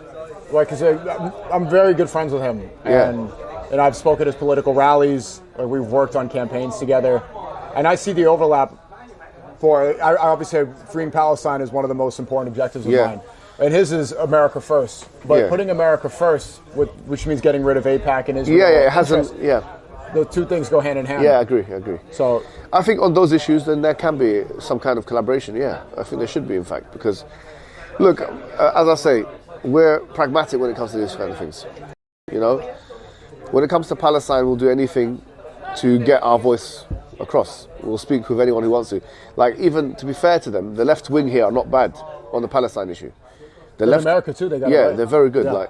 So, even if we're happy to do anything with them, so why wouldn't we be happy to do with Nick Fuentes? Now he's become actually kind of almost mainstream. No, he is. He's mainstream now, isn't he? He wasn't before, was he? He was very fringe at the time, especially after Charlie Kirk's taken that. Yeah. So it's worthwhile having a conversation with him and actually engaging with him, like as an equal. Now, this idea of like, okay, do you know what I don't like though? Someone comes into the table and they think that they're superior just because of their race. Do you know what I mean? How is that? We've had this conversation before about race realism and stuff. Well, I think it's an easily refuted ideology, bro. That should be the discussion then. We could talk about race realism. That'd be a great debate. Yeah, we don't need to talk about, what do you call it, anything else. Okay, I'll bring up North and South Korea. You've got the same people, essentially Koreans. Mm-hmm. The North Koreans are living a completely different economic reality to South Koreans. And they're both genetically identical individuals. There was one moment when he went on the Candace Owens show, he was talking about race IQ, and he brought up to Candace Owens the fact that sub-Saharan Africa had no written language, and so they had no recollection of their history, and she did not know that. Right? What is the reason behind that? Is that... Well, sub-Saharan Africa is too big to compartmentalize into one like monolith. Sub-Saharan Africa includes Sudan all the way down to like what is now South Africa, right? There's so many countries there. And what point in history are we talking about? Because of course there were... Before it was colonized, there was no... No, that's not true though. It's not true? Not at all. Look, Timbuktu, obviously, had one of the biggest libraries in the world, bro. And some of the stuff has remained, some of it has survived, some of it hasn't. That was the Mali Empire, that's Sub-Saharan Africa. So there's multiple examples of like civilizations, and ironically a lot of them are Muslim. Like the Mali Empire was a Muslim civilization. Mansa Musa, he was part of the Mali Empire. So there are good examples of that. But the argument of racial determinism falls on its face. I'm not saying, look, I'm not even saying for a fact that there can't be truth in it.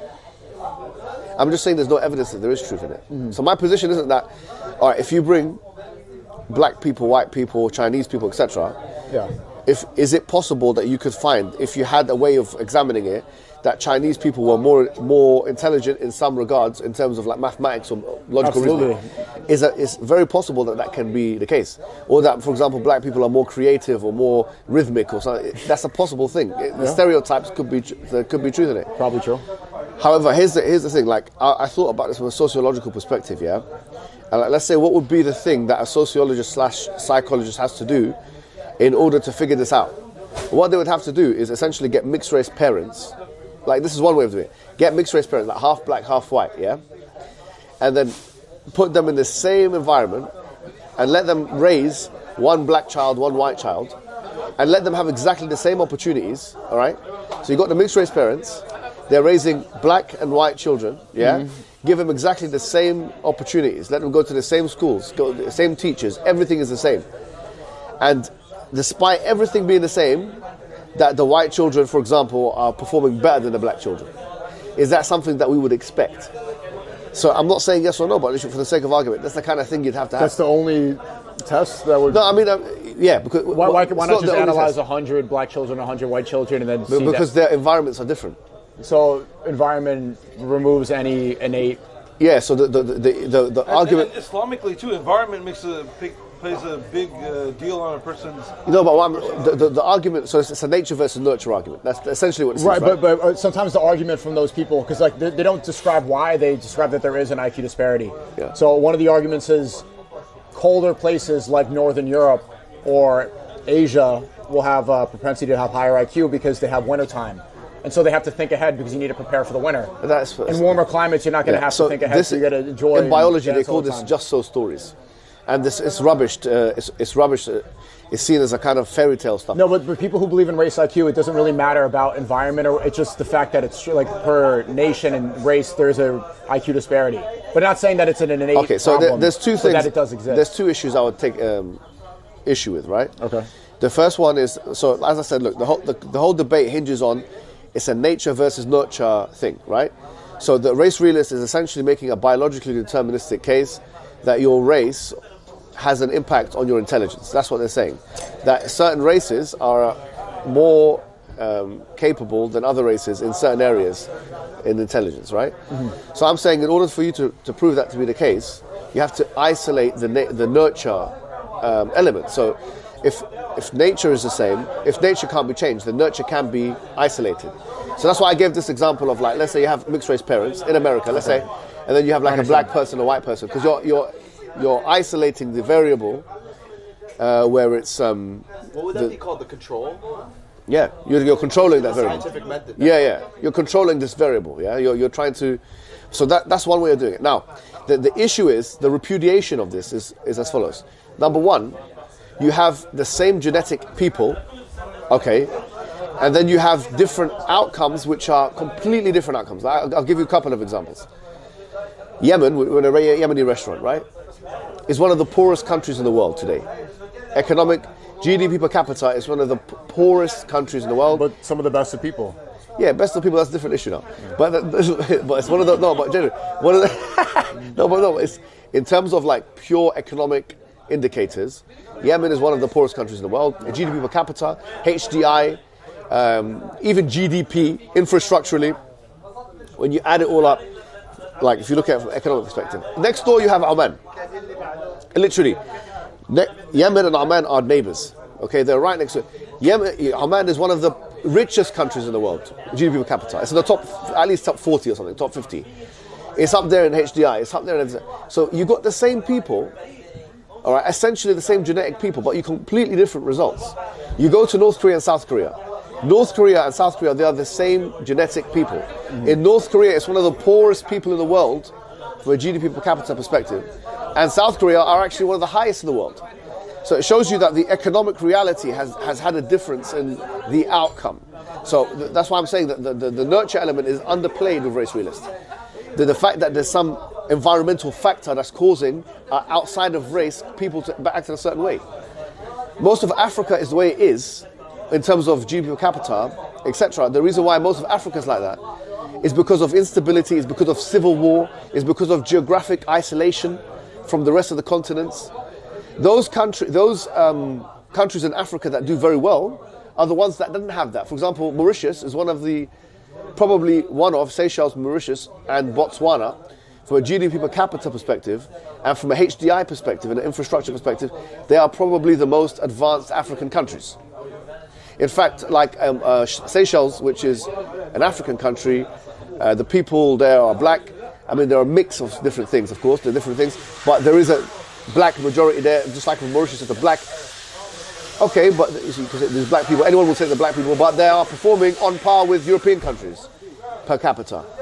So they're doing as well as Italy is, from per capita perspective, or Spain. It's almost the same level, right? So why is that? Because they haven't had wars. they have had economic stability, etc., etc. So the point is that what's being downplayed by the race realist is the nature aspect. Number one. Number two is, the second argument I would give is, the IQ argument is weak. Because IQ, who said that IQ was the ultimate way? It's only one aspect of intelligence, yeah. So that's why, like, I mentioned, we spoke about in the beginning of this thing where we talk about, like, emotional intelligence, yeah? Now, emotional intelligence isn't what you think it is. Because when we talk about emotional intelligence, one thing that people think that emotional intelligence refers to is just your ability to read somebody else or your ability to control your behavior, and that's one aspect of emotional intelligence. But if you read Daniel Goleman's book on it, Daniel Goleman is essentially making the argument that intelligence is of different types. And he, like, as an example, Donald Trump, if he sat, this is their number one guy, if he sat an IQ test, I promise you he's going to get less than 100%. Maybe 105 if he's lucky, something like this, yeah? He's not very intelligent from certain perspectives, but you cannot argue that he's not intelligent from a negotiation perspective, or that he can't have communicative. The art of the deal. Yeah, exactly. Or argumentatively or polemically, he's got abilities to construct arguments, rhetorically, whatever it may be, right? An easier example is Beethoven. Beethoven is almost uniformly understood to be a genius in music. Yeah, Mozart the same. Mozart, Beethoven, etc., etc. But there is nothing in the IQ test, the standardized IQ test, that measures that type of intelligence. Most people that watch Lionel Messi, who is considered to be the best football player of all time, soccer player, they would say he's a genius on the pitch. Right. But that's a form of pattern recognition, like being able to analyze the field and know what it's supposed to run. It's in a kinesthetic manner, which isn't factored in by the traditional IQ test. Because pattern recognition, there's four things in an IQ test. One of them is pattern recognition, but it's the context in which they're doing patterns. Like, oh, you've got like dots here, like 3 dots, 2 dots, whatever. You've got to kind of match them up. And this is an important one. The countries that do the best in IQ are actually like China, yeah? But then ask yourself this, why do you think that's the case? China, bro, they train you on IQ tests when you're a kid. Yeah. They train. So, for example, I've got my own kids, yeah? I let them sit an IQ test. They got whatever numbers they got. I said, all right, say no more. I got them the Mensa cards. Mensa does IQ testing, yeah? Mensa. So I got them the Mensa cards, it's like cards that you can get, stuff like that, yeah? And then I said, look, go through these questions. Go through this. And we trained. 2-3 months later, they done the IQ test. They went up by like, whatever points, 10 points. So it shows you that getting good at an IQ test is something that you can develop. It doesn't necessarily mean... It's memorization. Yeah, a lot of it is memorization, bro. Yeah. So there's so many arguments. This IQ thing is becoming like a good way for someone, like a lot of the far-right guys in the UK, they're actually very low in terms of educational attainment. What destroys that IQ argument is if you see one of the Britain First rallies. Exactly. They're all there drinking the beer, and then people will go undercover, ask them questions. What's your favorite British dish? Exactly. I like a curry. Yeah, it's unbelievable. I like a good curry. It's embarrassing. It's just the whole... The ones who are making this argument tend to be the most dumb people, actually. Yeah. Because they're the far-right guys. Far-right guys, statistically, are the stupidest guys in this country. Statistically, that's the case. Like, you're not going to find people that coming out of Oxford and Cambridge, talking like this, bro. They don't talk like that. Allah. They don't talk like this, bro. No. They're the ones that follow like the goy activities the most, like drinking beer and watching sports. That's where their IQ comes in, is knowing what it is, bro. They need something outside of their own unaccomplished selves to point at, so that they can feel accomplished, because they are so unaccomplished educationally and otherwise that they need something to say. Oh, but as a white man, I'm cleverer than you. That's just a cop out. And if you say, okay, as a white man, if you're so clever as a white man, then how come? Yeah. When you look at the attainment results, if you've got a genetic advantage and you're still functioning on a lower level, that means that you are a disgrace. Yeah. Because you've got a genetic advantage. If you've truly got any genetic advantage, we shouldn't be seeing like Magnus Carlsen getting dominated by the Indian guy in chess. Flipping over the chessboard and he started crashing out. Yeah. Would you say that's why they take like the collective identity with things like sports? They then say we won, so it kind of fills that sense in them that's missing? It can do, but sports is... like, you know, now people, it's more of a tribal thing as well. So it's a multifaceted analysis, but I think that is one of the reasons. People that are more inclined to like really following football or sports are mostly people that are lower educated. So when you're doing studies like this, if there's a subjective manner, like what is white, how do you establish that? Because that's the thing that I'm called. It's a social construct. It's white. It's a social construct. How would you even define white? That's exactly right. Yeah. So as you're Italian, for example, right? Yeah. So a lot of them, they start the clock at the Greeks. I would probably say genetically, because Greek civilization was one of the most wonderful and accomplished, if you want to put it that way, civilizations of all time. Philosophically and otherwise. Like you got Aristotle, Plato, Socrates, all these kind of guys. That particular period, which was before Jesus Christ, so obviously like Aristotle died, I don't know, 325 BC, yeah? So that's 300 years before Jesus. It produced all the logical reasoning that we now use. Actually, that was formalized then, yeah? Everybody uses the methods that were found in the Organon by Aristotle that he wrote. The methods that he wrote in the metaphysics, the methods that he wrote in the physics, everything is almost essentially based on that. But what are the Greeks? The Greeks are Mediterranean people, probably closer to some North Africans today than they are to the white man, to West Europeans. Like if you look at it from a genetic perspective, bro, there's probably more similarities, genetic similarities between Spanish people and Moroccans than there is between, for example, Moroccans and Spanish people and English people. And so the whole Mediterranean line is why are these people white in the first place? In the way that you decide that they're white, because the Western Europe and its extensions does not signify that. Number two is the Roman Empire. You could argue is a mixture of that. So the type of white we're talking about here is not the same kind of white we're seeing in England and America. It's a different kind of white. It's more Mediterranean. Yeah, and so it's one of those things where it's like it's not even a straight line. And this is always a question that troubles them. At what point are you white? At what point do you stop being white? When does a mixed race person like taint you enough to disqualify you from whiteness?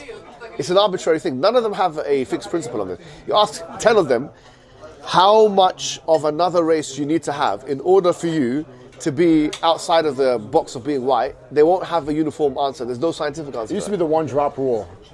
One drop. During slavery, they said a person with 1/8 of black blood was a black man. It's called the one-drop rule. Oh, yeah? So as long as your white blood was tainted, you were a slave. Yeah, so what's that based on? The question is, where's that? How do they, there's nothing. That was a social construct during slavery. The whole thing is social America. construct. Yeah. The whole thing is a social construct.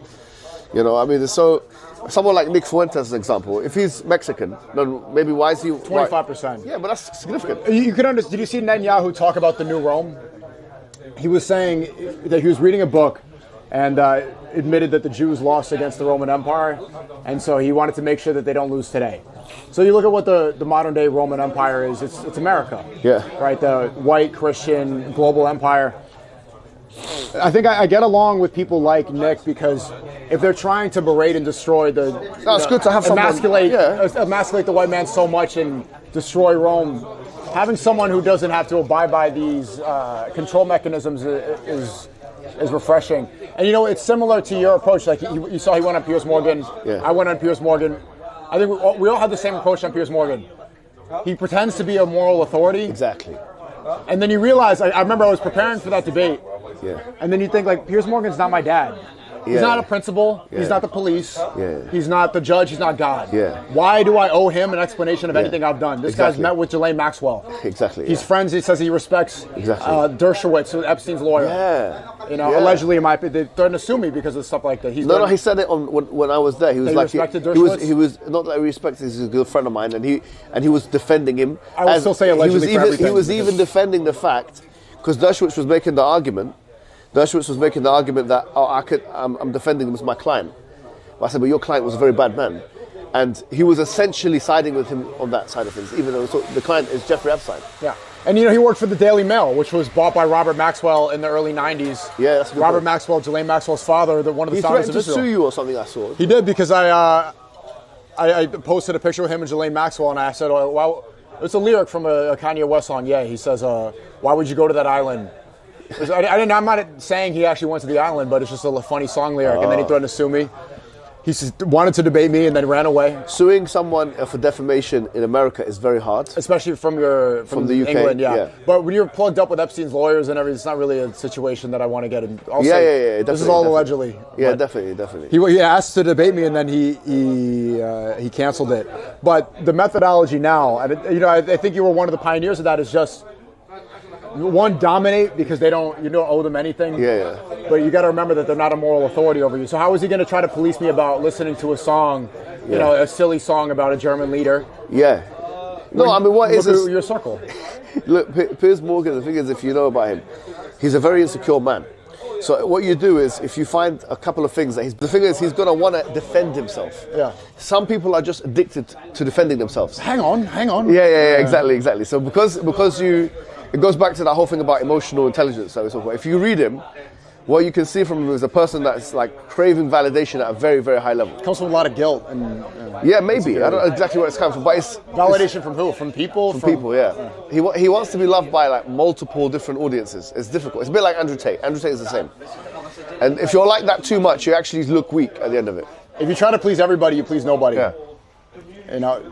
And also people innately... You have to have the courage to be disliked, like the name of that book that was written. I remember there was one of the far-right guys said that to me because I was defending Haiti when they had this whole story about Haitians eating cats and dogs. That was a false story, just like the one in the UK where this top goy said that they're coming to slaughter your daughter. We found out the guy was German-born and the other guy was born he was a Christian-born in England. Yeah. He wasn't an invader. Yeah. But he's saying, you need to stand up for yourself. I'm like, this is stupid. Yeah. The same thing happened in America around the same time. They were saying, like, they're eating the cats, they're eating the dogs, they're eating the dog. And the guy was born in America. Yeah. It was a woman born in America.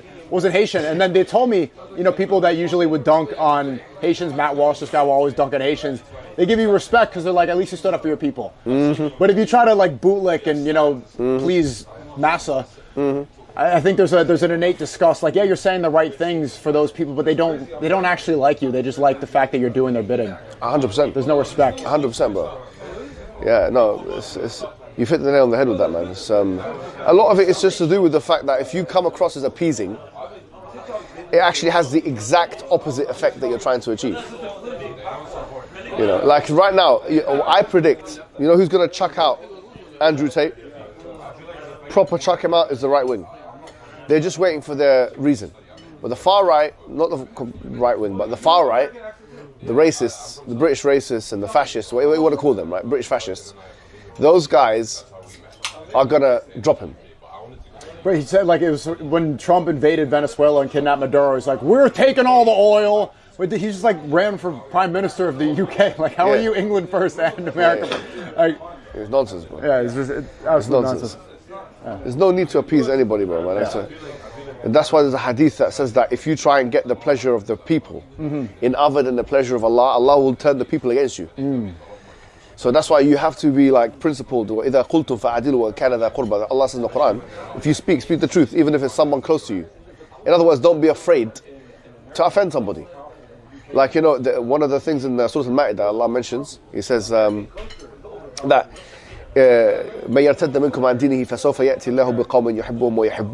whoever goes back on their religion, that Allah will bring a people, they love Allah and Allah loves them. That they are a'izzatin ala al-kafirin, azillatin ala al-mu'minin, that they are mighty with the disbelievers, that they are lenient and humble with the believers. Yujahiduna fi sabilillah, they do jihad, or they fight or strive for the sake of Allah. And this is the key part, وَلَا يَخَافُونَ لَوْمَةَ لَائِمٍ, they don't fear the one who blames them. So this is a characteristic of a true believer, that, okay, I know that I'm going to say something, and there's going to be so many people all across the world that are going to be very offended with what I say, but I'm doing it because I believe it's the truth. Now when you're like that, actually, kind of ironically, it actually brings people closer to you, because you think that this person is principled. This person believes in what they're saying. They're not just changing their opinion at each time public opinion changes. That's the best test to see if somebody, I think a public figure with so many shills in this space, to see if somebody's principled, is like, did they say it when it was unpopular? Yes. Did they lose money, fame? Did they lose worldly things in order to tell the truth? Absolutely, bro. If they were speaking it then I think that it's much more likely they're doing it for the right reason. No, that's exactly right. Because the thing is, being on social media, it's addictive and it's also dangerous, Because especially if you're a producer of social media, you're always interacting with what people are saying. And if you connect your mood with that, then you'll end up being a slave to people's opinion, bro. You're going to be a slave to people's thoughts and their expressions. And is that why you've dialed back? No, not necessarily. I just kind of had the fight. I had lots of things like, it's not, as much, but I want to get back into it a little bit more. I had a few, I had a court case. I had a few things I had to complete. You had all these defamation cases going on. You've been going through a lot. I was like war after war here. So I had to focus on so many different things at one time. Yeah. But I had the PhD I'm trying to complete now. Do you know, there's lots of things at the same time. But what I'm saying is that, the point of social media is that you have to treat it just like a drug. Just like a drug. It is a drug. Because if you consume too much of it, it will mess up your dopamine receptors. It will make you want to keep going back. You will attach your happiness and your sadness based on people's thoughts and expressions. And those people will never be happy with you. Yeah. They will never, wallahi, whoever you are. Do you know, because the thing is, we've got certain personality types. Like, I'm a bit more braggadocious, I don't know, flamboyant, I don't know, whatever you want to call it, I don't know, yeah. Flamboyant, it's a little, I don't know, I'm a bit loud, a bit extroverted. Can I be braggadocious? I want to be braggadocious. Yeah. But then, you got someone like Omar Suleiman, yeah? Imam Omar Suleiman in America. Well, he's the opposite of me. Very placid, very calm, very magnanimous. What you want to call it, right? What about me, bro? What would you in one word? Uncouth. Untrained. Untrained. He's an untrained, uncouth. Individual. Anyway, it's true. What you said is true. No. So we're a certain way, but if you've got someone like Omar Suleiman, bro, he's a very calm guy, very nice, and they're battering him, bro. Your friend Omar Suleiman from Texas. But the thing is, it's not just with social media. It's with anything. Anything this is why we need to understand what Tawheed is. Anything that you put before Allah, Allah will humiliate you with that thing. I know one brother. His wife. I don't know him closely, but his wife was disloyal. A Muslim woman, by the way. And I said to him, just give me the dynamics of your household. I did whatever she wanted. She would spend my card. I said, okay. He was in love with her. Yeah. He was to the point. He's a Muslim. He was like, I was even contemplating going to a magician to get her back. You see when you put, it's not just but the point is this. You know what it is? That's why. No, that's that guy's weak, man. Anybody that you put before Allah, Allah will humiliate you with it. Like even we as public figures, personalities, we love each other for the sake of Allah, inshallah, yeah. But anytime, for example, you start expecting, what did he say? I said inshallah. Inshallah, yeah. So the thing is, anytime, for example, you not only to give extra love, but you put someone above, what it is, too much love, etc. You will see they humiliate you. Or they do something where you're like, bro, I was not expecting that from that person. And the reason behind it is because Allah is always trying to teach you one message. And that is, and I always say to people, before we was alive, like Allah says in the Quran, Surah Baqarah, كَيْفَ تَكْفُرُونَ بِاللَّهِ وَكُنْتُمْ أَمْوَاتًا. Oh, you got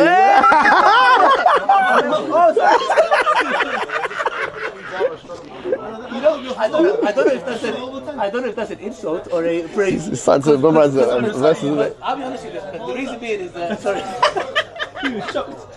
No, he's not used to be reciting the Quran because there's reasons behind it.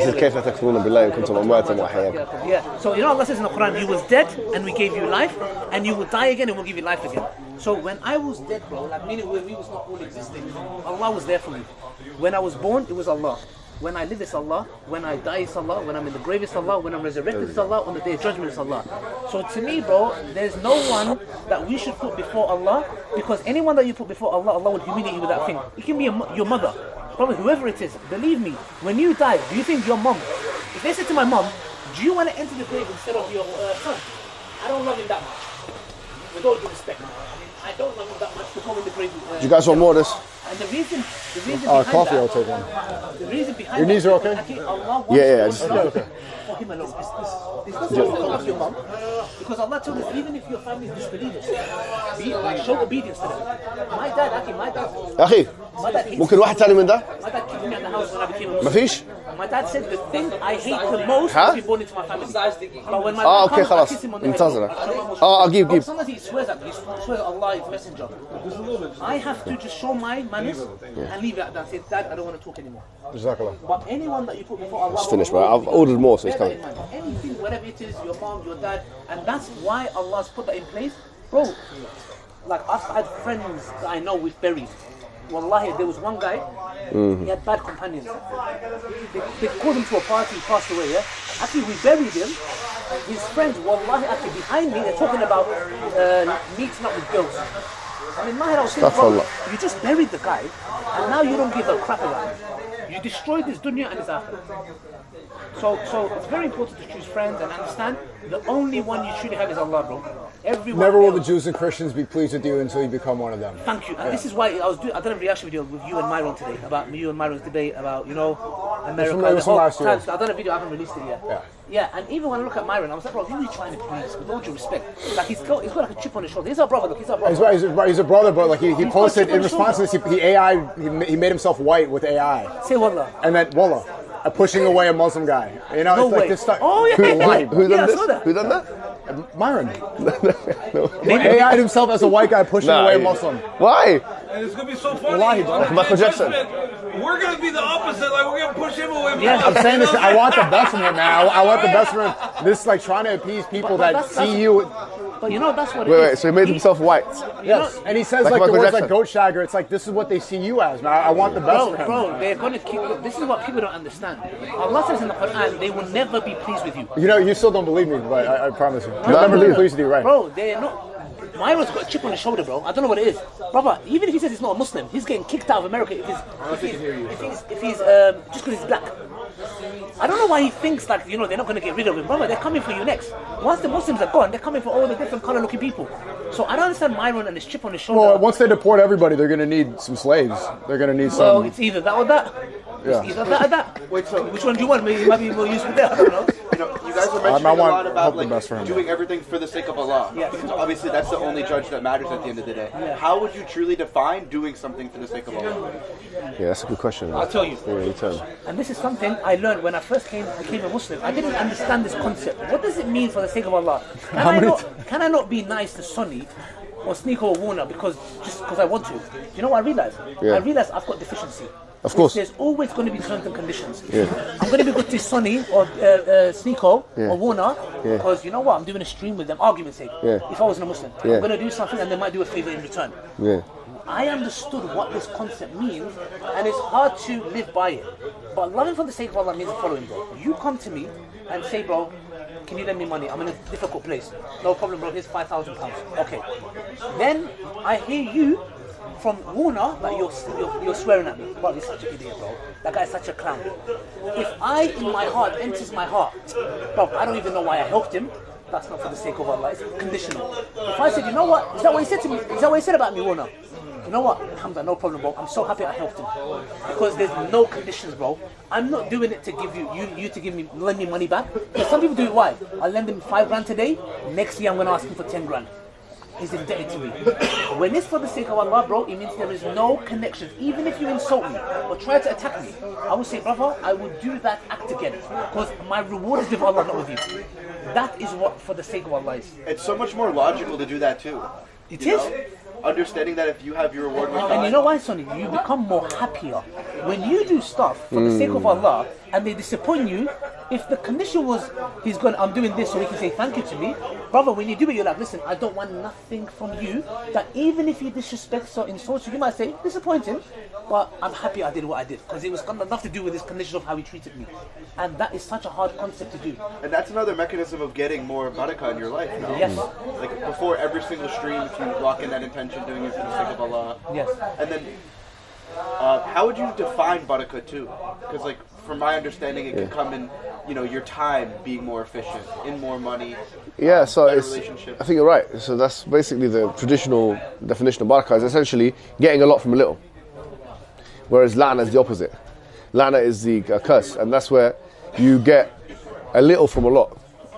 So, you know, in other words, you could be doing business for 30, 50 years, but you're cursed, so you don't get what you need from it.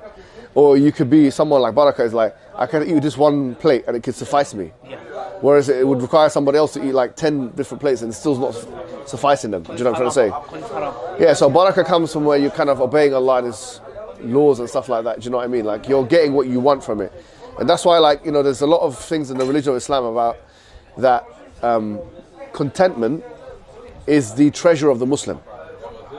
Like having rida or having contentment, just like knowing that, for example, if you look at someone who's poorer than you, and you compare yourself with, like the Prophet ﷺ said, he says, "Unzuru ila man huwa asfala minkum, wa la tanzuru ila man huwa fawqakum, fa huwa ajdaru an tazdiru ni'matallahi alaykum." Look at those who are lower than you, like that have less money than you, have less. Don't look at those who have more all the time, because if you do that, you're going to become ungrateful. So, a lot of it is to do with like these themes are interconnected, like having blessings, baraka, gratitude, contentment. When you have these things together, it creates a better psychological setup for a human being. And by the way, there's studies on this. I just came across a study, subhanAllah, like it was done in 2025, and it was about Ramadan. Yeah, this is the only study that I came across of its kind about Ramadan, and I put it on my Twitter and stuff, yeah? And it looked at the psychological impact of fasting. And it said that people that fast, their depressive symptoms go down by 80%. So if you have depression, can you imagine 80% reduction in depression? That's more than any antidepressant, by the way. Because when they did the studies on antidepressants, the movement was like 25%, 50% maximum over a long period of time. And a lot of it was attributed to the placebo effect. So fasting has a stronger clinical and researched impact on your mood. Makes you more grateful, makes you less anxious, less depressed, etc. We have the institutional mechanisms of how to achieve baraka, gratitude, contentment, etc. All of it is in the religion of Islam. If you follow it, then you'll feel better about yourself. You'll feel like you don't need the external reality to be complete. You know what other thing is? The hadith of the Prophet Aisha and his wife was eating from a specific bag that had dates. One day she opened it. She saw there's 3 dates in it. And the Prophet came and said, Wallahi, if you didn't open that bag, you would have ate from that till the day of judgment. So, sometimes what I do, sometimes we calculate stuff. For example, saving. I'm doing a bit of saving. Sometimes here and there I check my bank account. You know what I noticed, bro? I lose baraka. There was one brother, Junaid. Junaid is a brother that we know. We went to his restaurant in Finland a long time ago. He goes, bro, there was a time in my life, the money that's coming in, the money going out is not making sense. What's coming in and what's going out is not making sense, bro. But things just will flow. Because Allah subhanahu wa ta'ala, it's a metaphysical reality we don't understand. We are so focused on empiricism, yeah? What I see, touch, feel, taste, hear. That's all we know. We're seeing the whole metaphysical reality. So, for example, when it comes to sadaqah, yeah? Okay. What is sadaqah? I'll tell you. Sadaqah, like donating for the Salam project, you can donate there. Anyways, so I have to plug that in. Yes, I know. Sorry, I know SNEAKO will want to hate me when I do that, but forgive me. But anyways, yeah, I have to plug in the maths. But anyways, what I'm saying is this. The Prophet said, sadaqah would never make you poor. So now let's understand the logic. How could you give money and not become poor? I don't understand. How is it like if you give? You will say, logically, if you go to any financial advisor, they'll say to you, if you spend a lot, you're going to become poor. The Prophet ﷺ says, sadaqah will never make you poor. Meaning, there's a metaphysical reality, truth that's been told to you, which requires you to have tawakkul. You have to have trust in that. Now, what does that mean? Now, I'll be honest with you, I'm a witness that you do sadaqah, all of us. I have never given £20 or £100 in charity, except it comes back to me. Not a fairy coming and putting money under my pillow.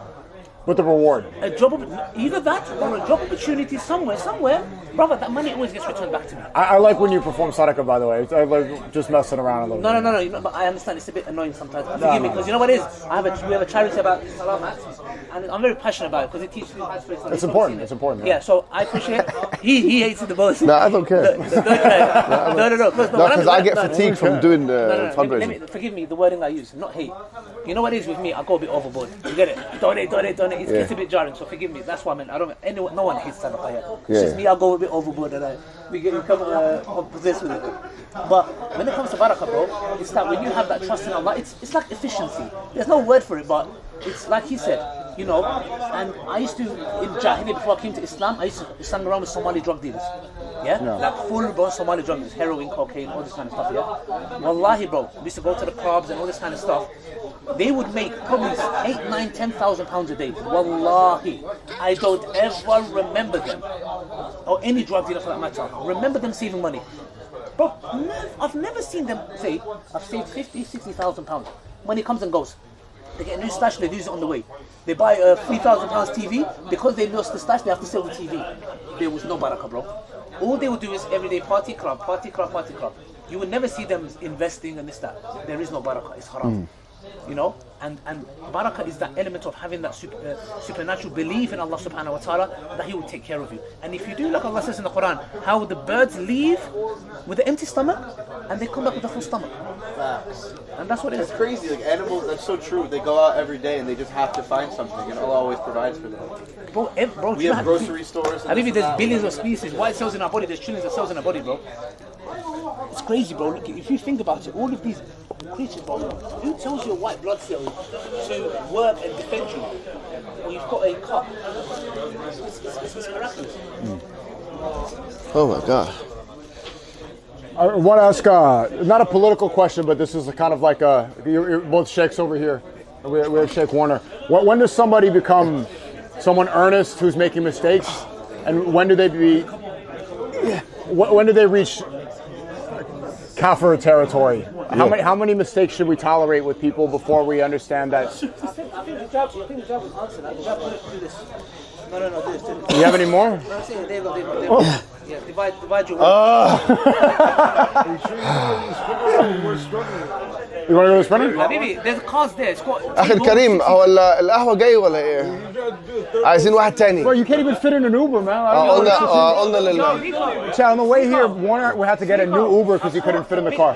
Well, I have never seen someone not fit in a car. بس الجميع. I've never seen that in my life, bro. الجميع. He had to call his own Uber because he couldn't fit in the car. No, we're going now. Should we go? Well, no, one more coffee first. Because one more coffee. No problem. I just see him struggling. The van is big. There's 6 seats on the table. You can do it. You can carry on there. After the tea, we'll go. Then we'll have the coffee because he likes it. Huh? He likes that coffee. You want one? It's just Coffee? By the way, I'm good, man. I can sit on the floor. We've got Sharif with us. Listen, no. It's Ramadan, bro. Stop fasting. SNEAKO, part of the hospitality in London is that we give you the best, physiotherapy treatment. As you're sitting down, crack his neck. You need to crack his neck. show us some of the magic, bro. He's chilling with. Nobody's cracking my neck. No, His homies with Nick Francis. Yeah, no, just massage. Wait, don't tell me. No, crack his neck.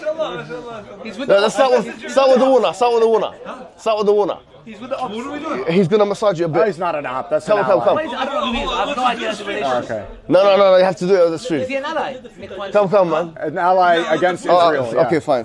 Yeah. Against Israel. We can join them. There's a verse in the Quran. It says in the Quran the Christians are the closest to us, right? Yes. Yeah. Yeah. Yeah, it does actually. To be fair, It's also Lent right now, the same time as Ramadan. the verse actually says, لا تجدن أشد الناس عداوة للذين آمنوا اليهود والذين أشركوا.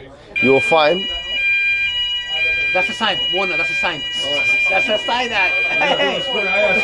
Warner, who did you pay? No, Warner, it's they have the incense, that's why. Warner, who did you pay at?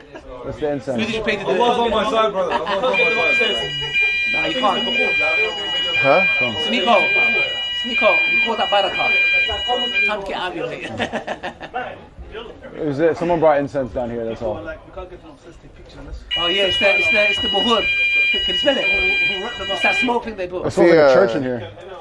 ممكن نتفي بتاع ده عشان بيوجع دماغي It's شوية. interesting, they just bought a church across the road, £7 million.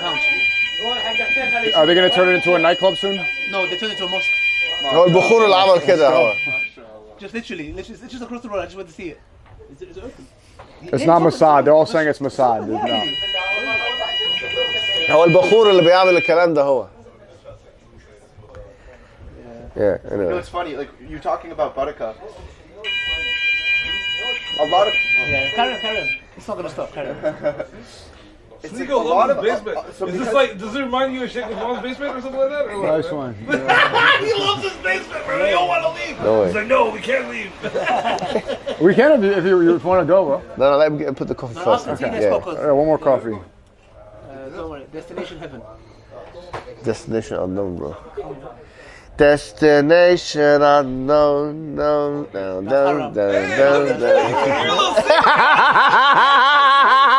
So outside of Dawah, you would have been a singer then, huh? Who knows? The rapper. I hear it sometimes. And he's a filmmaker too. He's making I movies. made a film, He's an actor. wasn't the greatest. Yeah, you're an actor. Oh my God, you're a movie star, mashallah. No. Not really, bro. I forgot about that. Let's see. Yeah, sorry, can you say something?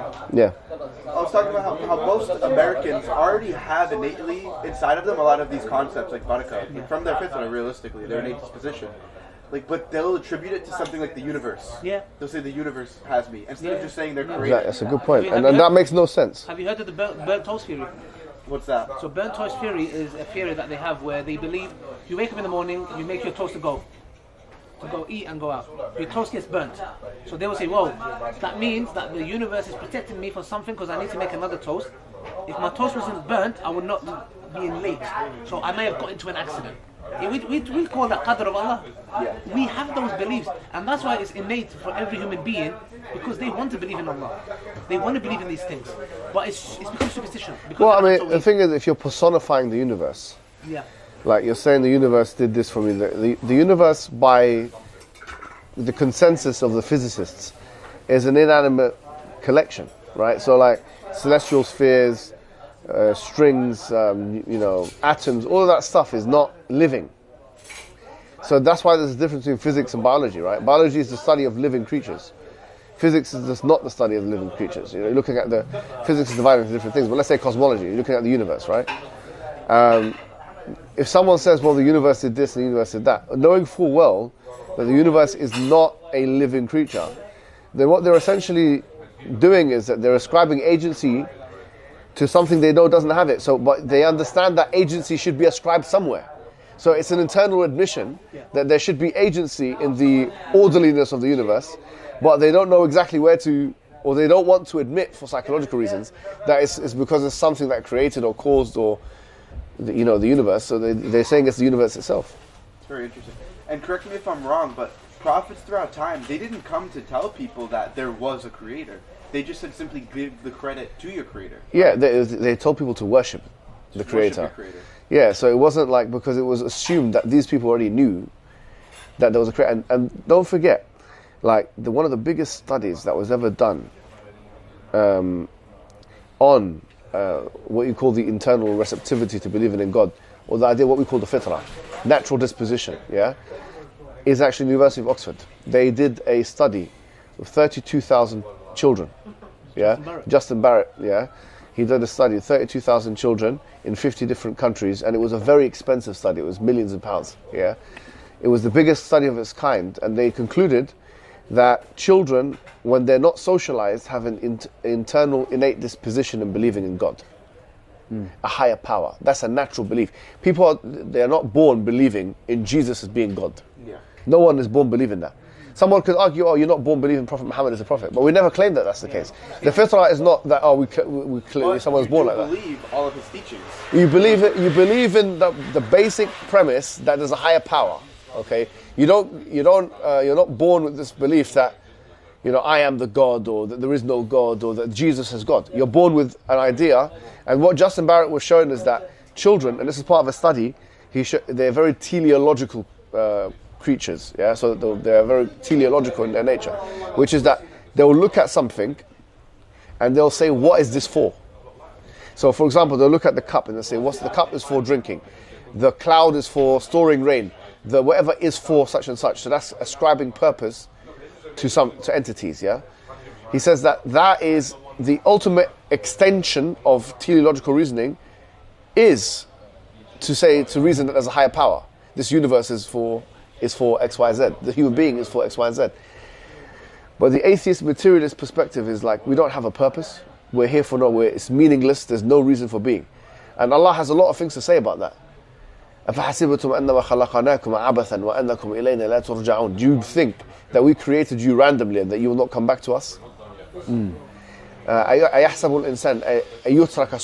human being think that he's an aimless and purposeless creature? It's always rhetorical questions. Is that really what you think? Because the truth is this. I always give this as a thought experiment, yeah? I say, if you just imagine you go to sleep and you wake up on a boat, or you wake up on a train, and you look around and people are just eating and drinking, are you not going to want to ask questions as to how you got there and what you're doing and where you're going? Well, we're in a train of life. We're in a ship of life. We're going towards death. The that you are certainly going towards your Lord. So you're going to meet him. So you're on a conveyor belt to death. That's a fact. We're all going to die. So the question is, what we're doing here? What's the purpose of life? People that don't even want to ask themselves that question have a defect, that have a psychological defect. These are people who are self-conceited or self-delusional. It's like a mental disorder. Bro, if you take somebody and put them anywhere, you're going to know the first question: how did I get here? Where am I? What am I doing here? Where am I going? These are normal questions. They ask it anywhere in any other context, but when it comes to human beings in life, they don't ask this very simple question, actually. So they know for a fact, yeah, the answers to these questions are not going to be to their liking. It's going to be, the implications are, you're going to have to restrict yourself. You're going to have to contain your desires. You're going to have to do things you don't want to do. And that's why people don't want to go into religion. It's not because it's intellectually unsatisfying. It's because it's an impingement. It's something which inhibits your desires, bro. You want to be an animal. You want to have intercourse with whoever people you want to have intercourse with. You want to drink whatever you want to drink. You want to eat whatever you want to eat. You want to live that life. You don't even have any restriction. But the irony is, when you live that life, you actually become depressed. Yeah. A life of no restriction is actually a depressed life. You know. Did you see that video of Elon Musk at the stadium? And he's standing up. They're applauding, and he's looking around. He wants to talk to somebody. He looks around. There's no one to his left. There's no one to his right. And he can't talk, and he just sits down. And you're like, this is the richest guy in the world, right? It was almost $1 trillion. Yeah. Unbelievable. All these connections, and you're seeing this guy, super famous. Disgusting, bro. There's no one around. But do you know what it is? He spends all day on Twitter, bro. Like, sometimes I go because I want to attack him, yeah? I go on Twitter, I click on his name, and I see how many replies in the reply section. Bro, like, come on, what's the screen time of this guy? If you have a mansion, you have so many mansions, I don't know how many islands you have maids, you have everything you want. Why on your phone for? You're on your phone all day, man. Your screen time is 10, 12 hours. That's not a life. That's not a life, man. If your screen time is anything more than 3 hours, you're doing something wrong. I'm like 8 to 10 hours on mine. Yeah, no, that's problematic though, isn't it? Like, because then you'll start, think about it. When you get older and you look at a pie chart of your life, and if you spend half of your life on the screen, is that something that you want to do? Like, especially if you're a trillionaire. Like, if you're a trillionaire, Elon Musk, you have access to anything. You go to any country, you can do anything you want. You can build whatever you want. You can go. Why on your phone, man? Seeing what people say. He responded to a Somali woman. Yeah. But there was a Somali woman that was talking on TikTok. It's not even, and then he was threatening her. Yeah. Did you see that? I saw it. Akhi, bro, it makes you into a teenage girl. It makes you into a junkie. It makes you into a freak. It makes you do ridiculous things. He can literally solve world hunger right now, and he's tweeting instead. It's embarrassing, bro. Isn't that crazy? He has the wealth to solve world hunger worldwide. It's a hell of a drug, bro. It's a hell of a drug. Honestly, the social media is a hell of a drug. It's worse than most of the drugs. Raised with Dave Chappelle. Cocaine is a hell of a drug. See that clip? Cocaine is a hell of a drug. It's Twitter. He's really talking about Twitter. They can't live without it, man. So that almost proves your point that he's not satisfied with his lifestyle. He can't be. That he needs to be on the phone. Like, yeah. He's getting something from the phone that he's not getting from his lifestyle. He's trying to get validation from it. Yeah. That's what he's obviously. You know, we're all like. I think there's a saying that how can you be happy when the creator that created you is not happy with you? Exactly, man. Exactly. Do you know, and that's what it boils down to. We have. When I spoke to Jordan Peterson before he became what he became, yeah. But I spoke to him a couple of times. One of them was the masjid in the mosque, yeah. And when I spoke to him, start melting when he walked in. He's quite tall, you know. Have you ever seen him? Yeah. He's like 6'5" at least. Oh yeah. Yeah, he's tall. Anyway, so when I sat with him, yeah, I said to him, listen, in the Quran it says, وَمَنْ أَعْرَضَ عَنْ ذِكْرِي فَإِنَّ لَهُ مَعِيشَةً ضَنْكَ. Whoever goes against my remembrance will have a depressed life. Mm-hmm. Yeah. And I subsequently I sent him evidence of that. What do you mean by me? No, but I sent him evidence of that because there's only one study that's ever been done on this that I found. It's 2000 I think it might be 2019, 20 in a university in Germany, and one of the researchers' name for my recollection is Laura Tobin. Yeah, but there's a couple of them, and they were trying to see which subgroup is the most happy group in terms of life satisfaction. And the name of the study is the effect of oneness belief on quality of life. That's the name of the study, yeah? And they concluded that Muslims are the most satisfied people. They concluded that. I forget it. And they said that the reason for that is because they believe in one God. Yeah. So imagine that. وَمَنْ أَعْرَضَ عَنْ ذِكْرِي فَإِنَّ لَهُ مَعِيشَةً ضَنْكًا وَنَحْشُرُهُ يَوْمَ الْقِيَامَةِ أَعْمَى. That whoever goes against my remembrance, he will have a miserable life, and that we will make him blind on the day of judgment. So the Quran is telling you that if you go against the remembrance of God, you're going to be depressed. He said, give him hell to the Palestinians. He got hell. And he Look at him. got hell for himself on this earth. Yeah, okay. Do you think you're going to get away? It's even the Muslims. Yeah. Oh, there's a cost to that blood. There's a cost of everyone. You see the FIFA World Cup, they want to build stadiums in Gaza now. Huh? You see this? What? The FIFA World Cup, they are starting to build football stadiums in Gaza. This is their new project, is to build football stadiums. Why is that? Unbelievable, bro. Turn it into entertainment. There's going to be a cost, bro. And the cost is the mask is dropped off the Zionists. Bro, do you know my exactly, bro. Yeah. Do you know my dad, yeah? He doesn't follow this stuff. Like, he's 77 years old now, yeah? He spends the majority of time in Egypt. He comes here, he goes, like, you know, he doesn't like being in the UK a lot because it's like the medicine and everything is not great. Customer service is not great, especially for older person, yeah? Yeah. But he came, right before I went to speak to Jordan Peterson, he said, listen, I prepared, by the way, like, when it comes to big debates and stuff, I properly prepare for it. So I actually read all of his books, from beginning to end. I prepared, like, some of them are good, like, so he's good at psychology. What if he even I know it sounds like a stupid thing, but he's obviously good at psychology, yeah? So he's written so many peer-reviewed papers on the five characteristics, trait conscientiousness, extroversion, etc. He's on his own 5 pillars. Yeah, he's got that, yeah. He's got lots of things on that for some reason. And intelligence. He actually write a lot on intelligence, yeah. He's got peer review. Anyway, I read a lot of it. Clearly. Yeah. This is what my dad said to me. I had all the notes of what I read, everything. Not everything. I had like 300 or 400 peer-reviewed papers, but a lot of it, yeah. And he said, listen, just ask him one question. And I wish I did ask him that. He said, look, you're one of the most prominent psychologists in the world. How come you're depressed? Ask him that one question. I said, that would be a bit disrespectful for asking. I said, but that's the question.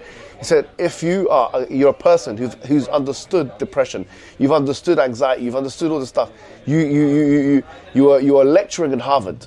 Yeah, you are at that level. Yeah, you're a public intellectual. Yet you yourself are depressed. Addicted to benzos, to Xanax. He doesn't have a relationship with the one who gives you that psychology. Okay, the one who created you is the source of that. He's looking at again, it goes to the material world. He's understood everything about the human mind, maybe. But Habibi, if you don't have the relation with the creator that's created you with these feelings, well, yeah. And that's what he admitted, bro. He said in the meeting with me and him, he was like, he started doing that. Yeah, you know how he does with his fingers, yeah? He was like, yeah, I said, this is what the Quran says. That that certainly with the remembrance of God, the hearts find rest. Yeah, he said, yeah, I understand the reason why is because if you have one focus, your focus is not, it's multiplicitous.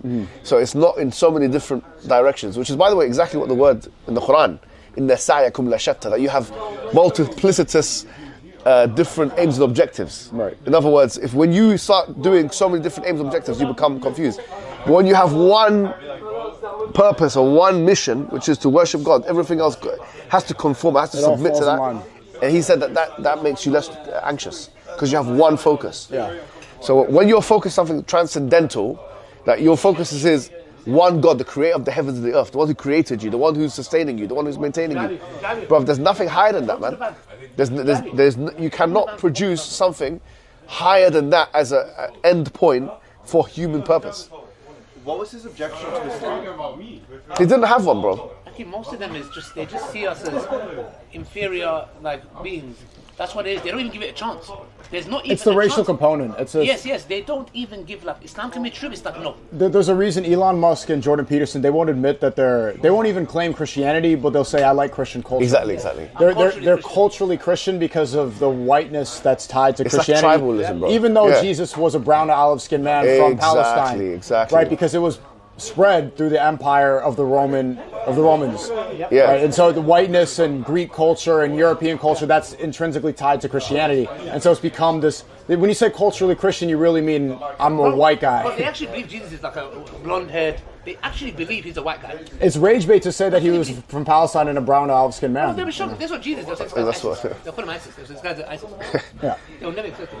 Yeah, and by the way, the sentiment that, oh, you know, it's not coming from our civilization, therefore it must be false, is actually in the Quran. That there's a verse that says in Surah Al-Ahqaf, chapter 46, that وَقَالُوا كَانَ خَيْرًا مَا سَبَقُونَ إِلَيْهِ. If this was a good thing, they would not have gotten there before we did. The Jews of the time, they said this is the same sentiment. If this was a good thing, لَوْ كَانَ خَيْرًا مَا سَبَقُونَ إِلَيْهِ, they couldn't have arrived at this conclusion before we did. In other words, our civilization is meant to be the best. And if we didn't come to the conclusion of their religion first, before we did, so it's a tribalistic reason. And there's a lot of that. The Quran, by the way, is a book that goes to the heart of human psychology, bro. That's deep. Did you understand what you said? That's deep. Because that just clear for me. So you're basically saying they look at Muslims and go, we would have accepted the Quran, but because these inferior beings have done it before us, it can't be the truth. You know who said that? It would have come to us. We would have followed. Look at their countries, bro. Look at that. Today's iteration is look at their countries. How can they be on the truth and we be on the falsehood? Oh, that's deep. That's what I'm saying. Click with you guys. There's a certain world leader who said that almost to a T exactly what you said. There's I want to see if you can guess. Great minds, you know. Well, let's see if you can guess who this is. He found Christianity to be a Don't weak... tell me it's Netanyahu. I would have been... Hold on, let me finish. He found Christianity to be a weak and feeble religion, and he regretted that his nation could not be Muslim, which he found to be a religion for men, and a masculine religion. Nietzsche. Hitler. Oh, really? Hitler said the word is man a religion. He found Islam to be a religion for men, and he was regretful that Germany could not be Muslim. Really? And it had to be, because Christianity exalts weakness, right? They worship Jesus on the cross in his most weak state. But the Crusaders were fighters and warriors as well, if you think about it. Right, but Hitler himself, he said... No, but that's exactly what Nietzsche actually, because I saw a very similar quote by Friedrich Nietzsche. And he said that after the Crusades, basically Christianity went downhill, and that he said that... 7 out of 9. Yeah, I think even 8 out of them, you can argue. They won the first one only, really. Yeah. 1099, right? Continue. Yeah, but this...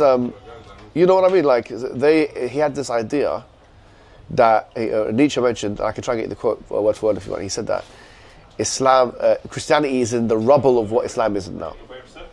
So he's like essentially saying that Islam is, he used this term, a masculine religion. That's the word that he used. It's basically a strong religion. Yeah. And he said he preferred, and when he talked about Christianity, he said Christianity is the religion of slaves.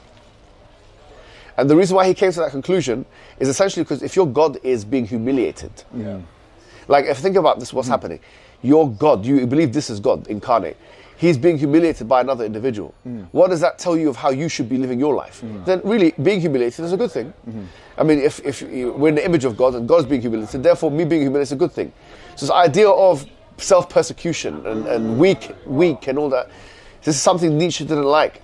And he enjoyed, or he preferred, the self-might and the izzah, if you would call it, the strength of Islam. He liked that. The only reason, the way that they were regretful about it, let me finish up. They did not see you with the penis. I wanted to tell. Don't say it again. Well, they didn't see it. I'm a high-profile person in They the didn't see it. Don't put that online. They didn't see it. I'm actually a lawyer. It didn't happen. Germany to be Muslim, but he just couldn't because he saw it as submitting to the Arabs. Exactly, like an inferior race, isn't it? Well, he wanted a racial caste system, right? He was a racial supremacist. And so he just didn't want to submit to that idea. Yeah, exactly. It boils down to tribalism. In-group, out-group dynamics. It can't be, if it was good, it cannot be from this lower civilization.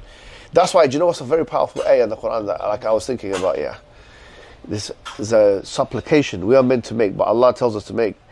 رَبَّنَا لَا تَجْعَلْنَا فِتْنَةً لِلَّذِينَ كَفَرُوا. Oh Allah, don't make us a tribulation for those who have disbelieved. Ibn Kathir, who's one of the major exegetes of the Quran, he says that one of the ways that Muslims make themselves a fitna for the other nations is by losing wars. Because when they lose wars, the other nation thinks, well, if they're on the truth, how can they be losing wars? And now it's really a hard time to give dawah, bro. It's the hardest time in history. After maybe like there's 2 or 3 other times in Islamic history like this. One of them was after the Crusades, 1099. I think that's one of the, and one of them was in the early times of Islam. But this is one of a hard time to give dawah to Westerners. If you go to Africa, do you know how easy it is to give dawah? Akhi, wallahi, you can go to any of the sub-Saharan. You know how it is, bro. They've got the fitrah is clean. They don't feel there's no supremacy. You can get hundreds shahadas in one day, no problem. But if you go to a middle class area here in London, you'll be lucky to get one person become Muslim in 1 month of dawah. It's racial supremacy. It's racial, it's civilizational, but it's money. All three things combined gives them the feeling of self-sufficiency. And Allah says that in the Quran. Allah says in the Quran that, إِنَّ الْإِنسَانِ لَا يَطْغَى أَنْ رَآهُ اسْتَغْنَى, that the human being is transgressive and that he sees himself as self-sufficient. So he doesn't need God. Why does he need God? So if you go to the trend is, the poorer the person, the more likely they are to humble themselves to the truth. But if you're a person who's protected by like money, you think you can do everything by money and the civilization, you're in the right civilization, it's very difficult for you to then accept the religion of a lesser people in your estimation. Like, for example, you're some middle-class white person. Why should you follow the religion of the Pakistanis and the Arabs? They're lower civilization. Their economies are less than yours. That's how they think. It might not even be in the conscious mind. It might be in the unconscious mind. Yeah. And so that's why Ibn Kathir made this point that when you lose a war, when you lose wars, it actually puts you in a situation where you're giving fitna. You're creating fitna for the disbelievers, bro.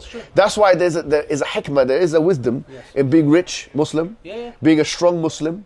The reason is that we're trying to show that we're no less than anybody else here, bro. So that when we do convey our message... I even use it like with... Sorry, sitting on a battery. I use the same method thing with my dad. Oh, really? You know my dad? Because my dad's a businessman. Yeah. He's full-blown He's a numbers guy. Yes, full-blown, bro. So with me, I was very... You understood that? PBD, innit? So like with me, like obviously, like I never intended to like make money out the coffee's here. YouTube or all this kind of stuff. But I was involved in investments and stuff like that. When he saw me, because he thought you Muslims are the cavemen.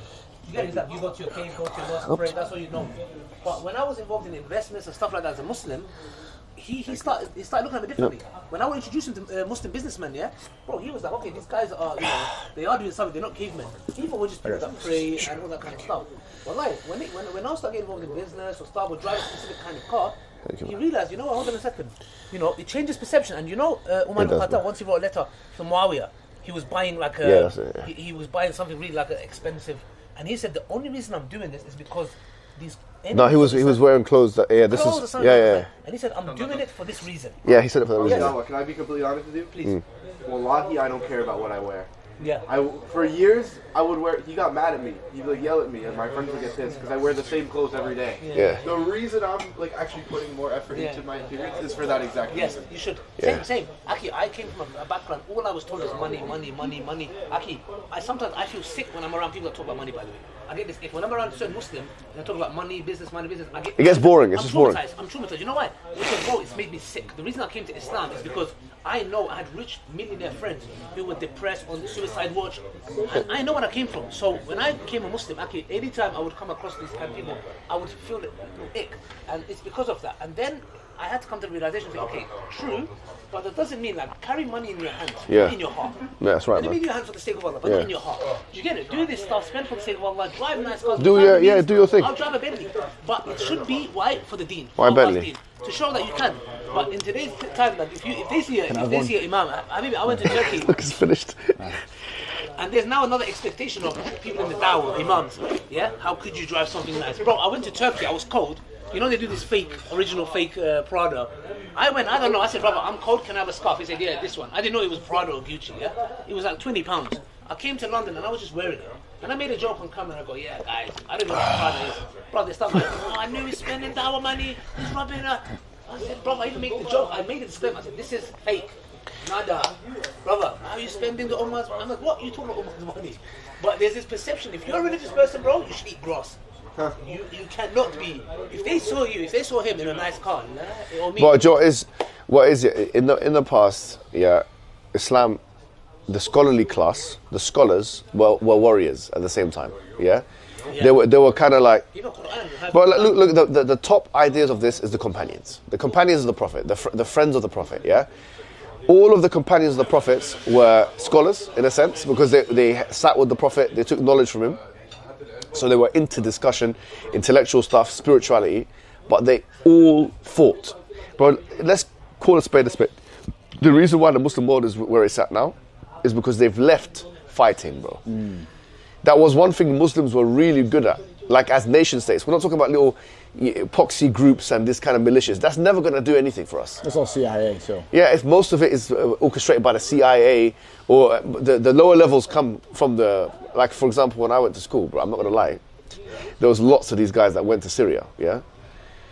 Yeah, they went to Syria. I remember how intense it was when, you know how Palestine is now? When I was younger, when I was like 17, now I'm 34, but when I was 17, bro, that Syria thing was big. So there were some people that were just going. I don't know, in your school, Sharif, same thing, isn't it? Your school, a lot of people went to Syria, isn't it? A lot. Yeah, Syria. It's like in our area in London, so many people went to Syria, yeah? I saw. How about you as well, same? No, I mean, I wasn't in that kind of thing. But they were all going to Syria, man.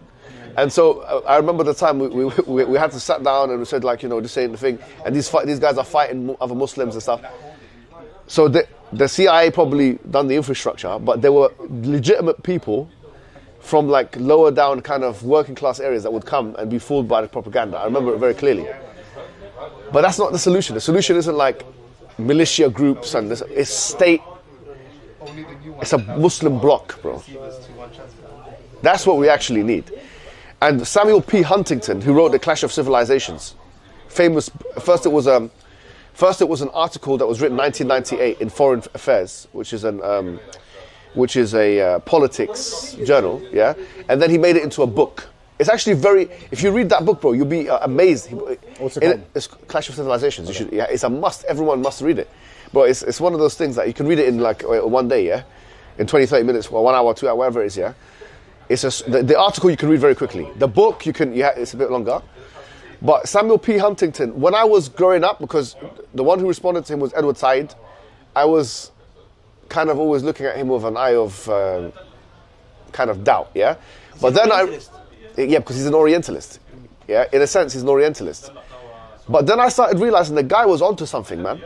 Yeah. Because do you know what he said? What's his book called? It's called The Clash of Civilizations. So what he said was this, yeah. He said the world is divided into 7 civilizations. Okay?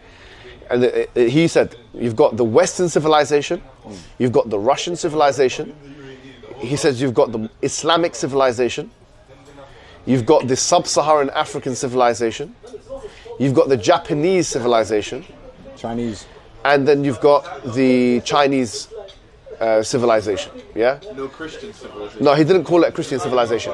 He divided between the Russians and the Americans, and he said his thesis was this.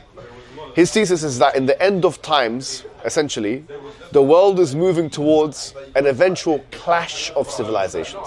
That's World War III. You could interpret what he's saying in that way, but he's saying that the conflicts will no longer be on a monetary or level, or it's because of land, but it's because of culture. The culture wars will culminate.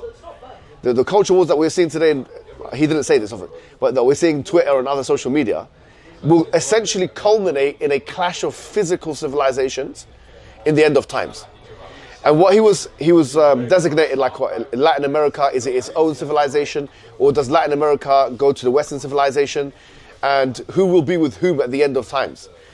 And essentially he was looking at 2 groups of people that 2 or 3 groups of people that he found were the most biggest threat: the Chinese, the Russians, and the Muslims. Those are the 3 civilizations that there's going to be a clash of some sorts between those. No, the Americans they're going to be fighting those ones. Oh, yeah. So essentially, he's drawing it up. But he said something interesting. So this is his thesis. He said something interesting. So for someone who's advising the president of the time, for someone who's been listened to by policymakers, for someone of that level, he said that if you did have an Islamic bloc, then that would be better for the world's safety, bro. Because you could, the Muslims, if they had like it's like balance of power, go back to balance of power, yeah? If they had a bloc, then they can defend themselves. With this particular situation now, the genocide, if there was like a proper Muslim bloc of like 6 or 7, there's 56 Muslim majority countries. Bro, 6, 7, bro. 6, 7 Muslim countries. No, 6, 7 Muslim countries is all you need. By the way, It's some stupid. Bro, if you got 6 or 7 Muslim countries together, yeah, bro, that's it. It's competitive with the United States of America. How many countries? 6 or 7, bro. How are you sure it's 6, 7 and not 7, 8? Maybe 7, 8. Why are Pakistan and Afghanistan now battling? Yeah, what is that about? It's a proxy thing, man. Honestly, they shouldn't be doing that, and I hope they can stop that stuff, man. Because Pakistan needs Afghanistan. In case that if India attacks it, they always called it like the strategic depth. Because the Afghanis, like, they would back it against India. And they clearly will. That's why Modi's meeting with Netanyahu right now. Their shared enemy is Pakistan. So. Fatherland. What is it? The fatherland. The fatherland says the mother. Still doesn't recognize them, right? Who? That country? I think so. Yeah, but you know, all these governments, I mean, they don't represent the public sentiment. No. But to be honest, Like though, Iran. This is going to sound controversial, bro, but I think our Muslim people are not where they need to be, bro. That's controversial. No. That's pretty well No, understood. in terms of if they could, I would say in many Muslim countries, if they could vote to fight in Palestine, a lot of them would actually vote not to. If it was an anonymous vote, they would vote not to do it. Really? I think so, bro. I think a lot of it, like Yemen, no. Yeah, like a country like Yemen, I think they would all go for it. Yeah. To be honest, there are some countries like that they would all go for it. Like Jordan, I think maybe they would all go for it. Is that true? There were Arabs fighting for Bosnia during the genocide in the 90s. There were, yeah. I love them, bro. And there were a lot of Arabs. This was at the time where it was fashionable to do this, because the Americans gave them the all clear. The Americans gave them the all clear.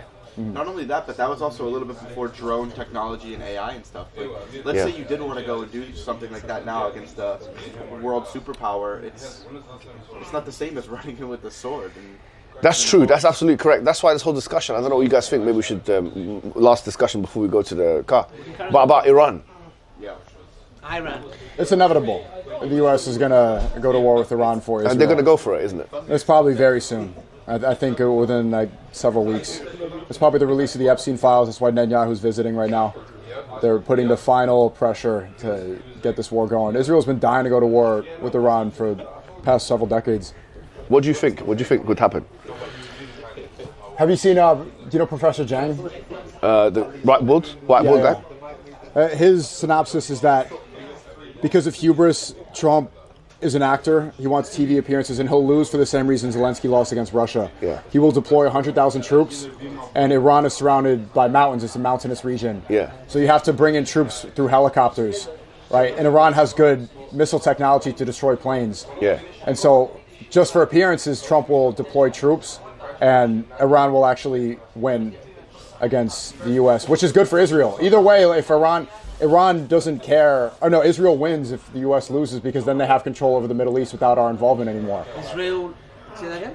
Even if America loses against Iran, Israel still becomes global superpower. Unless Iran starts attacking Israel, which might be one of the only things that Israel's nuclear capabilities are stronger than Iran's. Yeah. The one downside is that if Trump goes nuclear or he bombs too much, Putin has made it clear that he will strike America.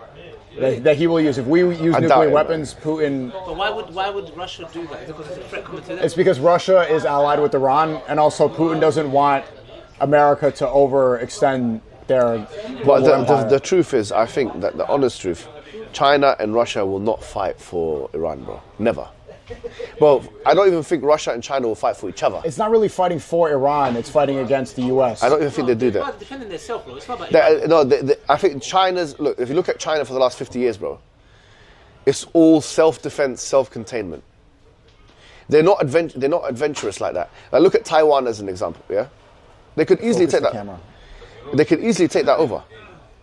There's a reason why they're not really doing that. Because if you know, they don't want to take it too far with America. I think that they're being very... And like, even going back to the Qing dynasty and the Ming and all these dynasties, yeah? They're not really expansionist. The Chinese are not really expansionist like that. Let alone would fight for some other... When was the last time China ever fought for another country? No, they're fighting for themselves, bro. They're saying America's coming to our It's not fighting for Iran, it's fighting to maintain their own... I doubt they'll do that, bro. No way. Man, if America's going to come to Iran, who's going to be next? Of course they're gonna. China. Bro, you never know. That's What is possible though, what is conceivable, is that they would give material and economic support to Iran. Yeah, proxy. Like what they did with Pakistan against India. That's a very high possibility.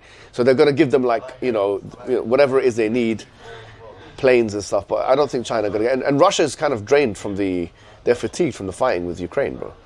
So I don't think they even have the capabilities for it at the moment. The truth is this: Iran is actually its weakest kind of. They're isolated right now because the Arab states around it. They don't really necessarily like them. Yeah, obviously they see them as geopolitical contenders or enemies, whatever it may be, competitors. So they don't really want to. They're not going to get any backing, with the exception of Yemen. But once again, Yemen and Hamas are not. They don't have any. They have nothing. They're not going to do anything. They have no capabilities. Yeah, they cannot. Well, you can hit a few. Hamas propaganda. What are you talking about? They have no capabilities, bro. They got nothing. So here's the issue, though. Having said all of that, here's what I think. America, when it went into Iraq, it was a demolition job, and they got regime change. They got what they wanted. Yeah. The topography and the terrain of Iraq is completely different to the topography and the terrain of Iran. It's not as mountainous at all. It's actually a desert climate. It's easy to take over that country. Iran is more like Afghanistan. So if America wants to do a regime change in Iran, it's going to... last time I went to Afghanistan, it took them, 2-3 trillion. That's how much it cost them. And they lost. And 20 years war, and then they were left. And they left their infrastructure, the hardware, and they went. Just supposedly sub-90 IQ. No, here's the thing, these guys are really good at guerrilla warfare. Yeah. The Taliban are an exceptional force when it comes to... Like the Viet Cong. They're probably better than them. Because look at what they achieved. Mm-hmm. They're very good. The Islamic Revolutionary Guard in Iran might not be as good as the Pashtus in guerrilla warfare, but they're so entrenched everywhere else, and they have and they have drones, ballistic missiles, drones. They have other things as well. They have an air force which is quite weak, to be fair. It's not good. It's not a good air force, and it was exposed actually by Israel, to be fair. They have and the thing is, there's not that much will in Iran. Yeah, it's not as so. The anti-American sentiment. That's pretty argued. I think you can no, trust me. Look, in Iran, the anti-American sentiment is not as much as it was in Afghanistan. It's not really anti-American. It's just anti-Israel. The fact they just see Israel and America as the same. They're very anti-Israel, but the anti-American sentiment, like if you compare the anti-American sentiment in Afghanistan versus Iran, it's night and day difference. There was more will for them to continue a prolonged fight and a fight back against insurgency from the Pashtu side than they would be from the Iranian side. But because a big chunk of their population has become completely disillusioned with the ruling elite, the Khamenei and all of that, they don't like them. Iran is a divided nation. 50% of the nation hate, at least more than that, maybe more than that. They hate those guys. They feel like they're suppressing them, etc. Now the question is, who do they hate more? Do they hate America more or those guys more? Definitely America. Yeah, they hate America more, but there's a good number of them who would, we saw it with the Israel things, that would actually be treacherous to the... I think that's overstated. Mike Pompeo, the former CIA director under Trump's first term, he said and admitted that the protests in Iran were infiltrated by CIA and Mossad. Yeah. So those firebombs in the mosque that we saw in Iran, those protests to make it seem like they really hated the Iranian government, that was manipulated by CIA to brainwash Americans to think, oh, look, we care about the Iranian people, freedom for Iran, the government's evil. This is manipulation. I agree. So look, the thing is, in general, like an insurgency is a very difficult thing to continue. Like, an insurgency... For America, it hasn't been good for them. In Vietnam, they have a losing record with insurgencies. And it's embarrassing. Right? This is embarrassing to China, to Russia, to other global empires. This is, like, we were supposed to be number one. Yeah, but insurgencies are so hard. I mean, to go it, because the thing is, if you want a regime change, you have to have boots on the ground. And there's no appetite for that in American, you can correct me if I'm wrong, but I don't think the population not the same belief. I think the will in Iran is, there's much more belief than we have. The hatred of our government and our people is much stronger than it is in Iran. The Evolutionary Guard are fighting for their existence. They would be, that particular entity would fight it till the end. Regime change wouldn't work in Iran. It would be another disaster like we saw all over the Middle East in the past 20 years. Yeah. We'll fight for our freedom, goddammit. I had a debate with this communist. Do you know Jackson Hinkle? Yeah. Last one. Just one more point to be quick. Yeah. And he was saying that there is no genocide of the Uyghurs in China. And I haven't done extensive research on this. And he said that it was propaganda spread by you specifically. Oh, yeah. Well, I'm glad that he thinks I'm He gave you credit for this. Said like, oh, it's just, the Salafis are doing this. But I've met Uyghurs. This is all my own personal account. They all tell me that this genocide has been shoved under the rug. Well, the thing is, I came to know about it because of the Uyghurs I saw. So have I. Yeah, so they've told me this is that's happening. That's so.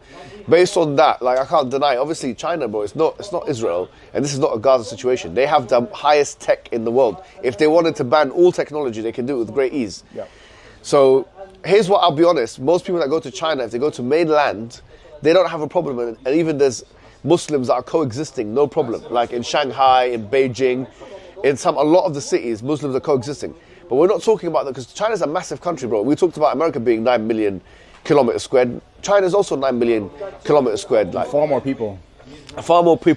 Contiguous land is probably bigger than America if you remove Alaska from the equation. So it's a huge country, bro. And so if you look at China, what's happening in the east of it is like a different country to what's happening in Shanghai and Beijing and these countries, these cities.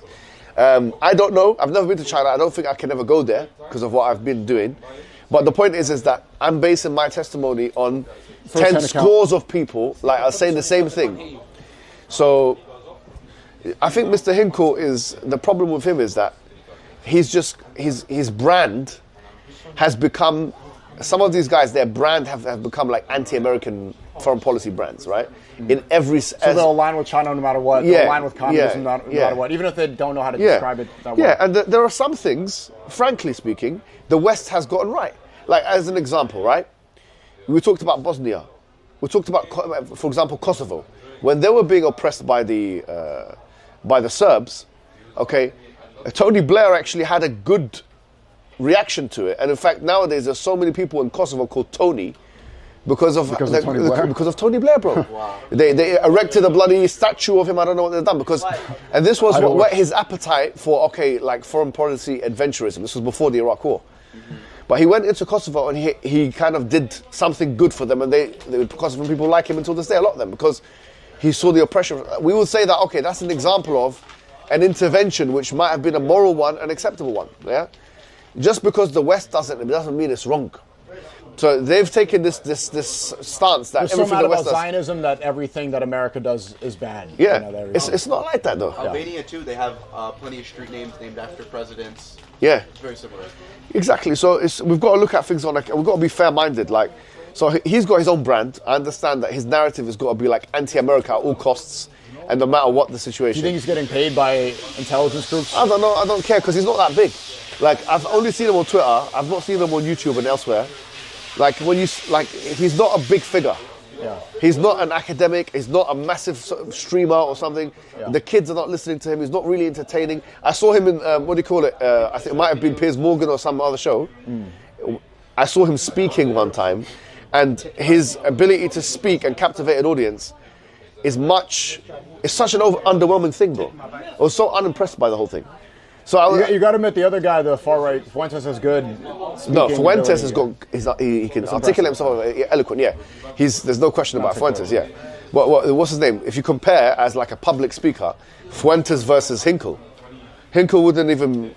It's some of that rhetoric. It gets confused because then they think all Free Palestine people or people that say Free Palestine are anti-American. Yeah. Yesterday I made a joke about America being the great shaitan. That's why we're praying in Times Square. Yeah. They say, "Oh, you hate America. You hate." There's a difference between being critical of the problems in the West and wanting to remove Israeli influence. Yeah. And I love America. I was born in America. I care about my country. Absolutely. So wanting to get this parasite out, it doesn't mean that you hate the land. But it's like if you have a family, right, and there are people in your family that are doing wrong things. You want to correct them because you love them. Yeah, if you love them, if my son is a delinquent, say, I love my son, he can do what he wants. No, if I love my son, I'll tell him, I'll correct him. You're doing wrong here, my boy.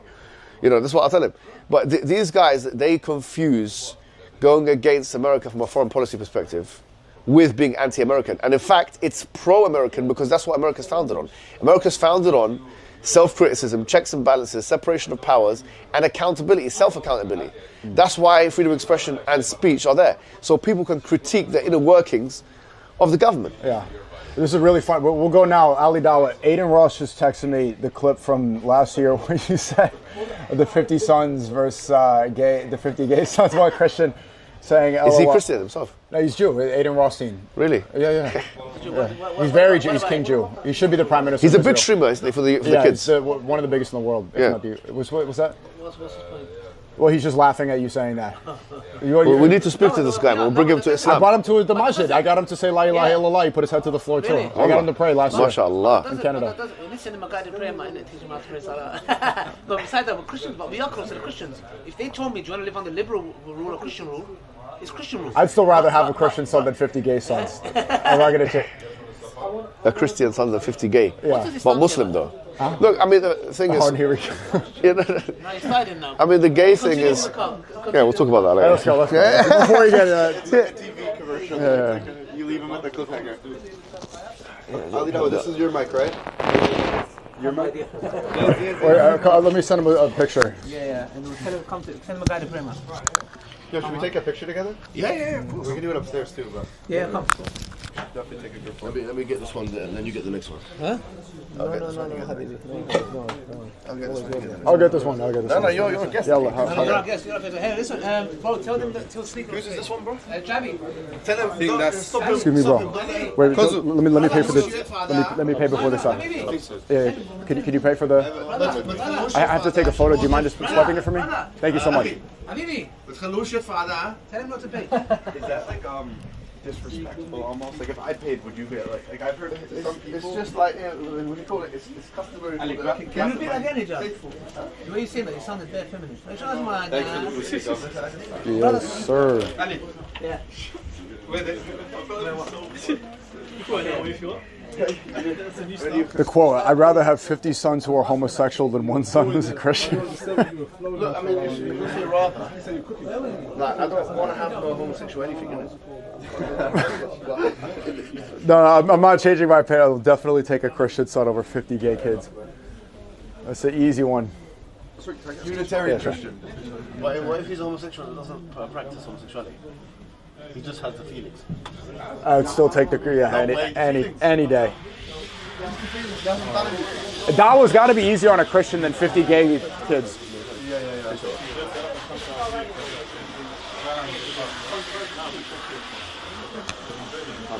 Hey, nice to meet you. Assalamu alaikum. How long are you in London for? Can I just give Not sure. One-way ticket. Alright, nice. Have a good time, bro. Yalla. Should I turn this mic off? Yeah, just plug. Yeah, turn it off. Plug it up for now. Good to see you. Salam, how are you? All right. We come here every Friday. Is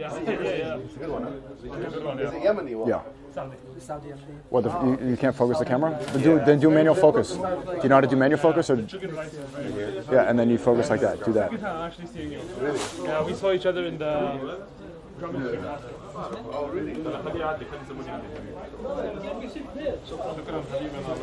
Shukran. Has been paid already. By who? Was it Warner? I don't know, to be honest. The big guy? I don't know, to be honest. Where did I put my shoes? That should be all the shelves there. I can't give you one pillow. One pillow.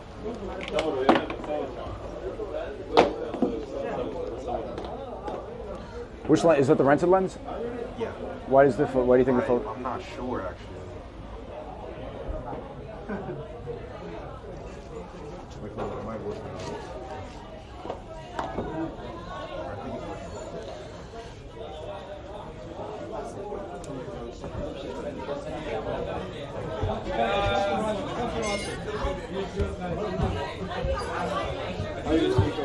What's up, man? I met you in Dubai with Iman that time. Oh, good to see you. I told you to make this SNEAKO. I'm a really big fan. I was inspired by you to make philosophy videos when I was like 16. Oh yeah? So yeah, you mean it was like a really good meeting. Can I get a picture, please? Of course, bro. You're a big inspiration. That's dope. Who's your favorite philosopher? Probably, who's the guy that was compared to a dog? Diogenes, a Greek philosopher. He was compared to a dog? because he lives in the present, not the future or the past. What's his name again? Diogenes of Sinner. I'll look it up. Nice to meet you, bro. Salam. SNEAKO. What's up? Good, alhamdulillah. How is the food? Good, alhamdulillah. It's great. Thanks so much. A pleasure. Glad to have you here. Glad to be here. I'd love to go again. In Saudi Arabia or? I'm going to go to Saudi soon, yeah. Have you tried this food in Saudi? Yeah, this is the first Saudi I have, yeah. in the UK. I have, yeah. The same style. You know who paid for the bill? Who did? We have a donor for the past 5 months. He's donated £80,000. He hears where we are, calls the restaurant and paid for our bill. I thought Warner paid it. No! I tried to get it. They said someone covered it. No, I told him not to. So may Allah bless you. It's fine. I would not think of that millionaire. Is that some Qatari rich guy? Yo, how are we doing this? Can you have just a quick picture with you, just for the restaurant? Yeah. Oh, no, the restaurant. Warner, do you mind Kozu could sit in the corner? Yeah, right of course. Thank you. You don't mind? Huh? Guys, can I take a picture? Yeah, no, I understand. ظلام صح؟ ظلام. It's dark, a bit dark. If not, you can get it from our streams. I got it, don't worry. Perfect, man. Thank you very much. No, Warner, you could sit next to Kozu. Obviously turn the camera towards this, Kozu, not the empty seat, right? Obviously point the camera here, yeah.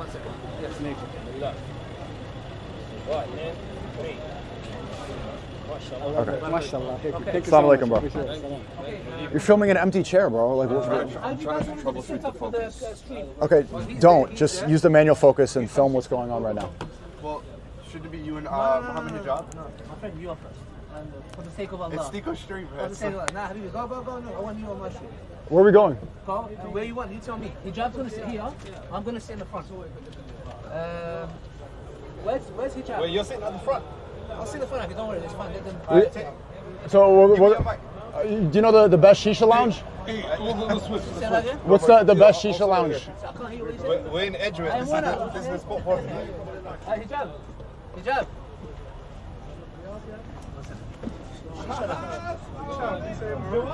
You wanna do shisha? Yeah, you know the best spots, right? No, I don't. No, you're the guy, man.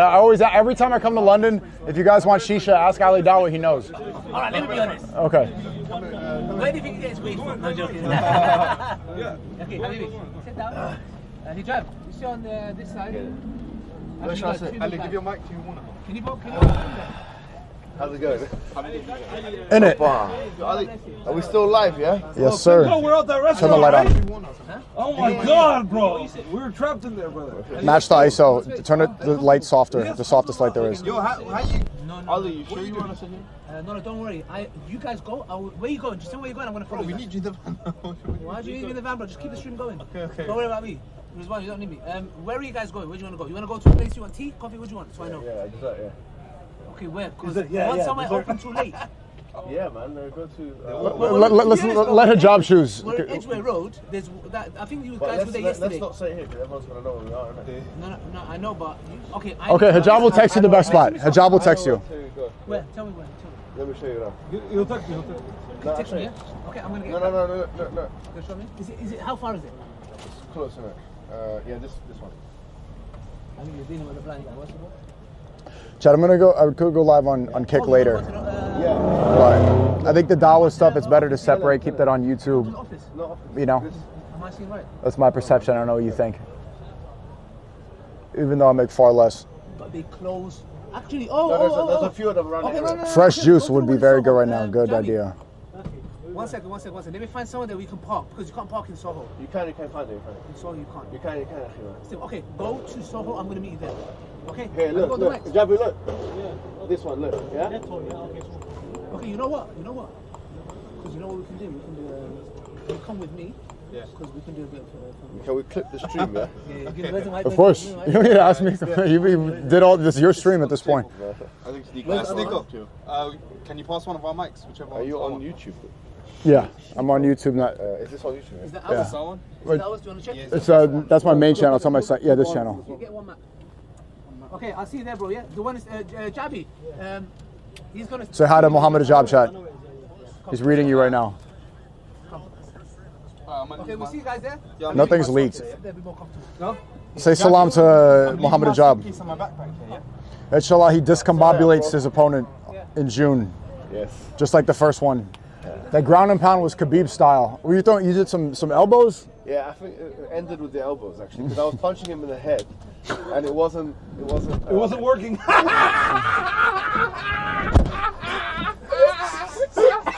You know, I heard the crowd were telling me, elbows, the crowd was saying elbows, didn't it? The crowd can actually have good ideas sometimes, isn't it? I said, you know what, they're saying elbows. Okay, I'll give you what you want. When I saw his legs stiffen, I was like, yeah, this is what we need. No, the elbows, oh my god, I love it. Street fights, I only use elbows and Let me get a portable battery. You can easily break your hand in a street fight. Yeah. Very easily. Yeah. No, that's true actually. Yeah. Elbows are good. Yeah. Elbows are perfect, bro.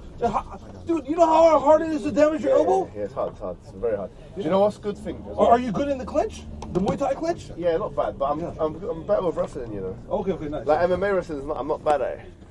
Hey man, if you get that Muay Thai clinch, and then with the you know what I'm saying? Like, oh man, you could Yeah, actually, that's a good point actually. And then especially with the knees, if I get straight to the bottom of the chin, if I just get one knee on that guy, it'll damage him for life. Yeah.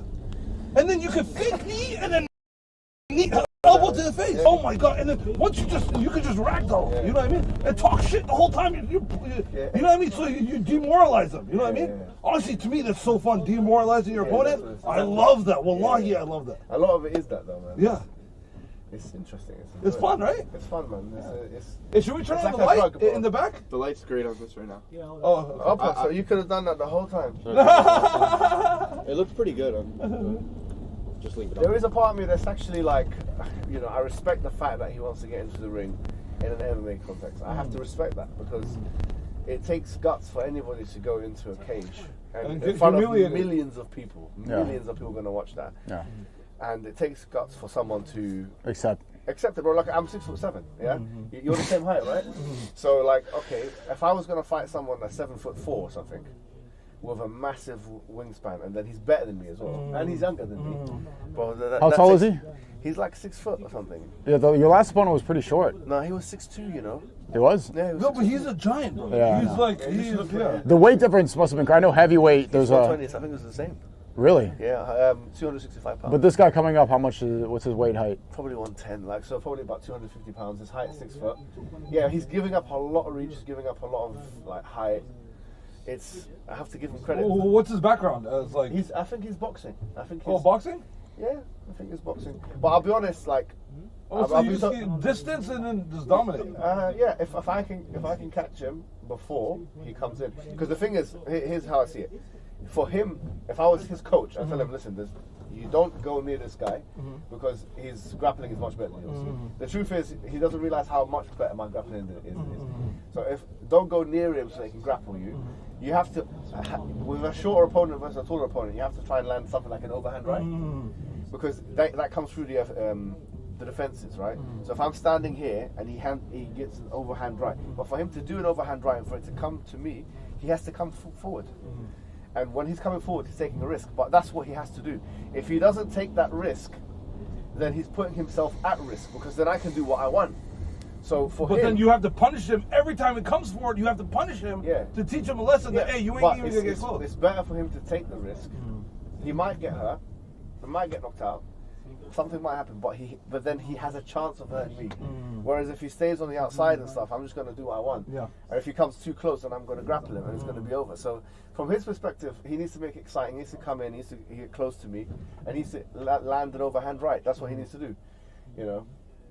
And that's obviously if you have a shorter and a taller opponent, that's what has to. Like, why was Mike Tyson so good? He's 5'10", 11, whatever, but he beat taller opponents because he was so efficient at slipping, closing the distance. Yeah, closing it. But he's so good at. It's not anyone can do that. And in MMA, it's not good to do that the way he does it, because he bobs like this. Because you can get kneed in the face. You can get kicked.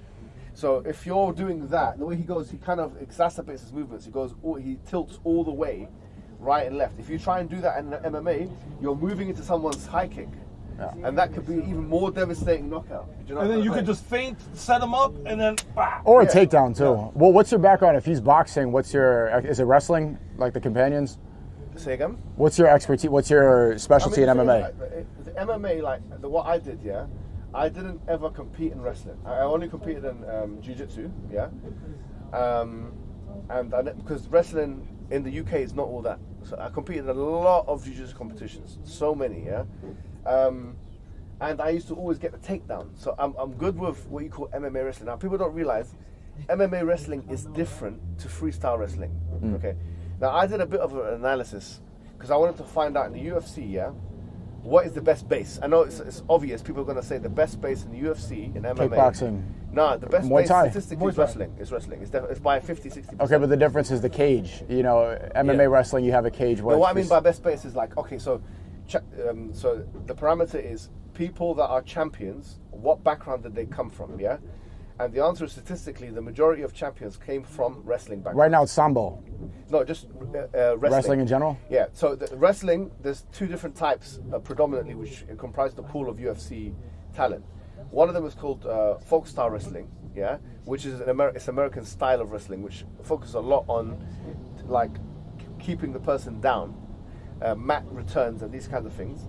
And then there's freestyle wrestling. Obviously, you had like Daniel Cormier. He was an Olympic champ. He wasn't an Olympic champ, but he was, I think, third place or something like that. So he was Olympian. You had Henry Cejudo, who was an Olympic champ. You had Yoel Romero, who was a silver medalist. Okay, and they, ironically enough, changed and adapted their style a little bit, but they did well. Then you have a lot of like folk style kind of wrestling types that like NCAA, and below that, they comprise the majority of champions. And obviously Sambo, in a way, the Sambo that kind of Khabib does and Islam Makhachev and stuff is grappling dominant or grappling heavy kind of Sambo. So obviously now, in terms of base, it's obvious that the best base for MMA has proven to be a kind of grappling. That's obvious.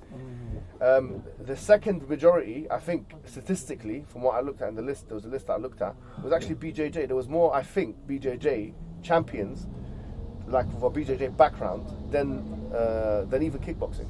You have like kickboxing guys like Pereira. You have obviously Adesanya. You have people from a pure kickboxing background, but it's not. Usually those styles don't do well. So if you get a pure kickboxer versus a pure grappler, generally speaking, the trend is the grappler will win. They'll smother you like Hamzat versus Dricus. Usually that's why. By the way, why do you think Hamzat is begging Pereira for a fight? He is the best kickboxer probably in UFC history. Yeah, he's getting up there though. He's almost 40. Yeah, I know people forget that. Yeah, that's interesting to be honest. He's like he joined the UFC very late. Exactly, but why do you think someone like him wants? Because he knows that all he needs is one takedown, and Hamzat's not just good at wrestling. Hamzat's really good. His at striking grappling. is his actual jiu-jitsu is excellent. Right.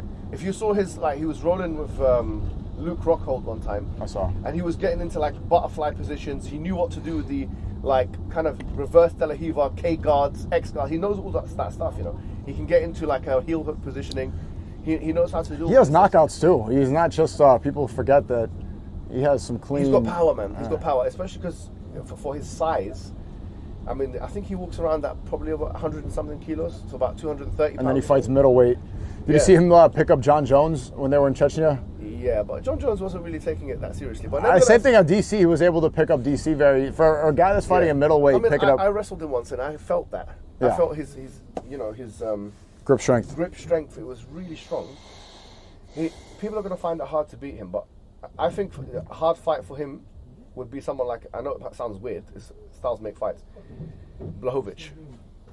I don't know who's that. Jan Blachowicz. Yeah, Jan Blachowicz. I want to see Strickland just called him out after he knocked out that guy. He TKO'd the Mexican. Say again? Strickland called out Hamzat Chimaev. For the middleweight. He'll get finished. Yeah, it's very clear who would win that. Yeah, that would probably be done in one round, to be honest. Do you think I should take that fight that they're proposing me? I don't know if you saw. What happened? Andrew wants to fight me. Andrew Tate? Yeah. Bro, what? No, he needs to. Sorry to say, he's almost a heavyweight, bro. He is. He fought heavyweight against. Yeah, he's a heavyweight. He needs to respect weight categories. Like, if he wants to prove himself, he needs to fight someone his size, man. Like. At the end, when you saw him with what's his name, Chase Demore. Yeah, Chase Demore. To be honest with you, I knew that was going to cause a problem for him. Because of, do you know why? Andrew Tate, and I'm no expert in this, but he fights with his hands kind of like low, innit? Yeah. Why? Because he's got his legs. It's kickboxing background. It's kickboxing, yeah. He can teep, he can do a side. He's got a really good side kick. He's got a really good roundhouse kick. He can even do a head kick sometimes. That's what I've seen. His kicks are clean and they're good. But they kind of keep him safe. But in a boxing environment, you don't have any kicks. So this guy here, who's got a longer reach than you, yeah, he can touch you before you can touch him. And he didn't really factor that in as much. He doesn't even need to have a good technique. All he needs to do is, like, if someone never fought in their lives and they're 7 foot tall, they never fought once in one day in his life, you have to respect that height and you have to, like, let me give an example. Like a typical example is this, yeah? Oscar De La Hoya actually had a boxing match with Shaquille O'Neal. Really? Yeah. You can find this online, bro. I've seen that. Shaquille O'Neal has zero boxing experience whatsoever, yeah? And Shaquille O'Neal had a boxing match with Oscar De La Hoya. And it was an extremely close contest. How come I never saw this? I don't know. Someone's been hiding it. But Oscar won on points. He couldn't knock him out. It went to decision? It went to, of course it would. How many rounds? How is Oscar going to knock this guy out? Like 5 rounds, right? If it's a celebrity fight. I think it might have been longer than that, bro. Because his fitness wasn't that bad. But he didn't know how to throw properly, like jabs and stuff. It was like kind of less than amateur technique. But Shaq, must be, what is he, 7'2"? He was catching him. Yeah, 7'2". He was catching him. Now, because there's a huge size disparity. Now, that's the same thing. Andrew Tate, bro, he's too big for you to fight him. What's your weight? 160. No, man. The fact that he even proposed that makes me doubt his integrity now a little bit. Because, to be honest, he is a heavyweight. Yeah, he's walking around at 220 kilos. He should be looking for other heavyweights to fight. If I'm his size. MMA, if I'm fighting a lightweight, I'm fighting Khabib's weight class. Conor McGregor. No, man. Don't accept any fight with someone who's not your weight category, bro. Except if there's a couple people I would. Like who? People don't realize how serious this advantage is. This is like, you don't have to even be that good, bro. Yeah, I'm telling you. Like, look at Bob Sapp. Size matters so much. Bob Sapp he beat, what's his name, Caliph? Who did he beat? The famous kickboxer. Yeah, what's his name? The famous black kickboxer. It's like considered to be Overeem? No. He was considered to be like one of the best kickboxers of all time. And Bob Sapp? Bob Sapp beat him twice. Ernesto Hoost, right? Yeah. Ernesto Hoost. Bro, watch the fight. Bob Sapp came in. What did he do? Bro, he's just a big guy. He's a big monster. He's like a bloody Warner type. But bigger, not even bigger. But the guy he was walking. No, he's a monster. But he's even bigger. He's like 170 kilos, 160. Bro, imagine he's a heavyweight. He was fighting one of the best kickboxers of all time. The guy just bum rushed him, bro. He just walked forward and just started punching, and he knocked him out. Finish, first round knockout. So the thing is, bro, people don't realize about this. The size is very important. I don't know what would it be for boxing. Yeah, there's some overweight guy that keeps calling me out and putting threats. One of the only sports where it's kind of acceptable for a smaller man to fight a bigger man is jiu-jitsu. Mm-hmm. It's like Marcelo Garcia, for example. Yeah, he's a small man, bro. Like he can beat like this guy Mickey Musumeci. What's his name? Mikey Musumeci challenged me to a jiu-jitsu or MMA. Yeah. Well, come on, man. Yeah, he's one of the best in the world at BJJ. There's like no, the guy. Don't twist your toe and then forget about that. He would beat heavyweights. I assure you, he'd know how to take out heavyweights, because he like that's one of the only sports where a small person can put themselves in a leveraged position. For example, in his case, heel hook position, and he'll rip the knee of any big person. And the thing is, with taking someone like that on, is that you're going to have a knee surgery, bro. Like guaranteed, you're going to have a knee surgery. He's going to rip your knee. Like the likelihood of him actually ripping your knee is 95%, maybe 99%. Because in order to learn the skills to avert heel hooks, you need a couple of years, bro. You need 2 or 3 years. And the thing is with heel hooks as well, is they're developing. They're like John Danaher. I watched his volume. He's got 3 volumes. He's the coach of GSP. He's the coach of Gordon Ryan. I don't know if you know him. He's like #1 no-gi jiu-jitsu practitioner in the world today. Yeah. He's a reaver, right? No. Gordon Ryan? No, I don't think so. It was the other Gracie. Hoist Gracie. Yeah, he reverted. I think he reverted. Okay. But Gordon Ryan is like far right guy. Not far right, but I think he's like right wing, Republican, whatever. Yeah. Yeah. So Gordon Ryan, bro. What do you call it? Sorry, John Danaher. I was watching his tutorial, and he said in his like volume 2, because also there's volumes in it, volume 1, volume 2, volume.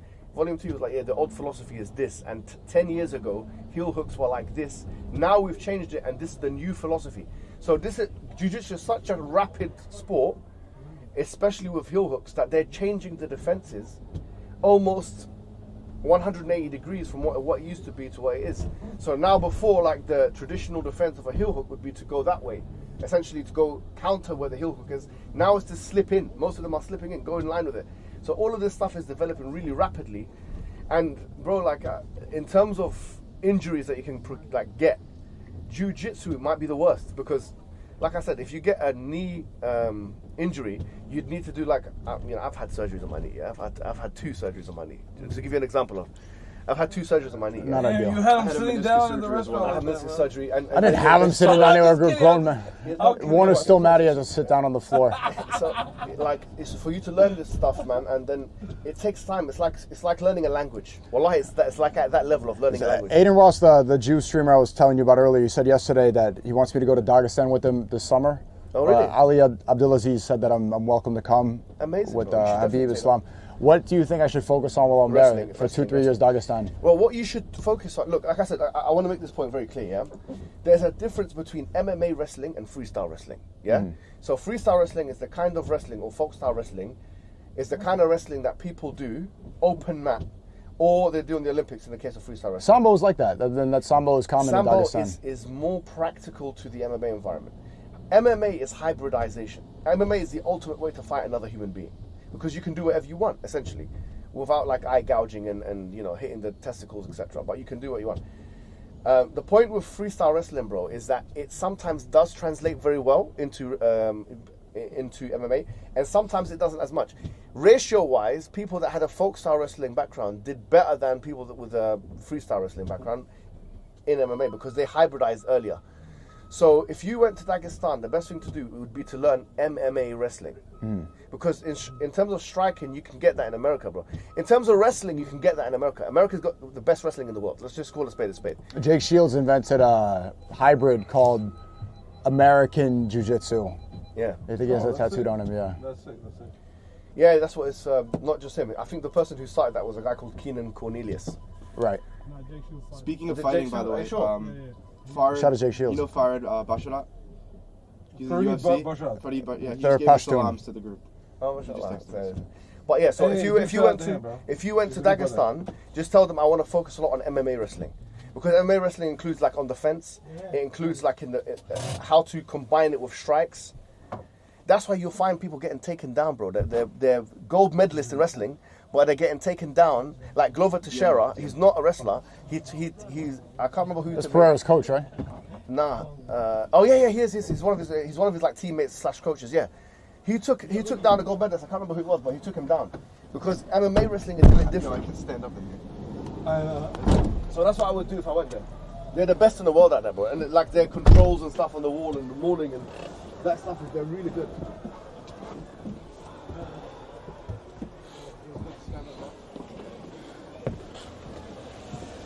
Let's go sit on the floor. Oh, we have nightmares.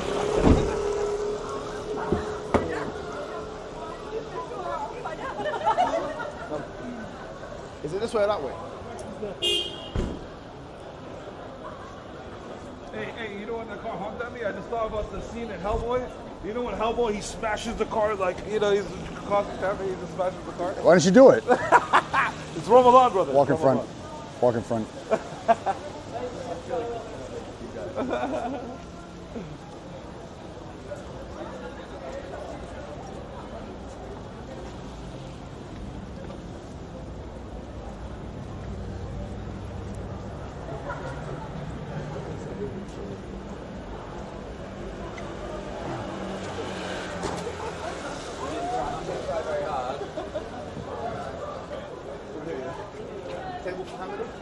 Well, we've been here before. Remember this spot, right? Put the camera down lower. Not down, just lower it. Don't you're too. Yeah. Sorry, guys. Turn that light too. Thank you. Turn the light off.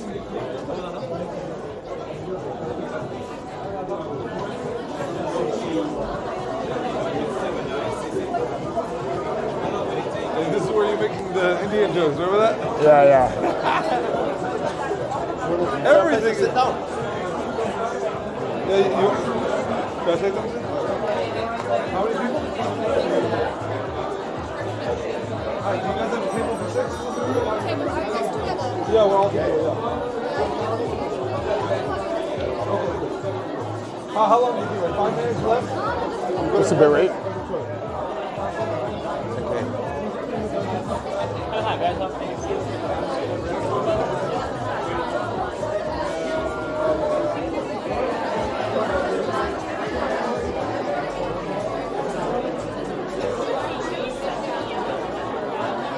When Hijab comes back from the bathroom, let's mic him up.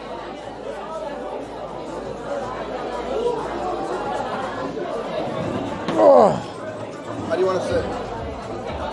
I'll have Hijab sit here. You should sit out somewhere on this side. Maybe sit next to me here. Hey, pull up. Sonny, pull up right here. Yeah, I want Hijab to sit here. When, Yeah, okay. But let's Sonny sit here. Hey, Sonny, you want to pull up? They have Wi-Fi too, by the way. The bit rate's good in London. We have. Hijab is the W guest, right? Always is. Yo, I'm loving this stream right now. Yeah, huh? So good. Yeah, that's right. He's a W guest. He knows how to keep things interesting. He has a lot of different topics. He's very versatile in what he can talk about. You know what I mean? You turn this light off. Tell me about it. Huh? Treat him. Huh? He's gonna keep quiet. Let's treat him. Oh, yeah? Our meeting with Shamsi. I should text him. I think he's in Medina. I saw him with Jack Boy in Medina. Any way to fade the background noise? Unless we ask them to turn on the music. I'm not going to do that.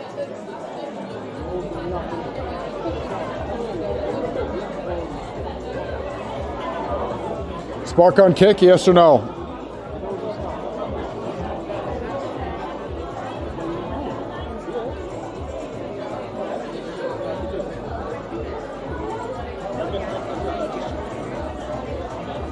Spark on kick?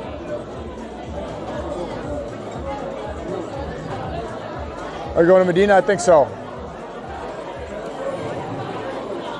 People love these desserts and ramen. I'm not even really a dessert guy.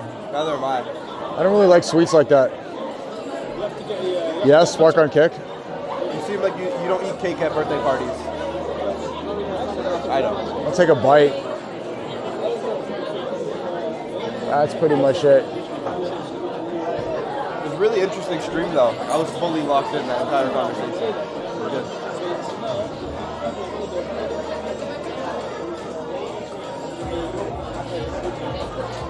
But yeah, what do you think? I just wanted to not get too much Dawah. You know, we're sitting on the floor eating with our hands like Mamdani. I think Kick would have, you know. I hope Kick is not upset about that.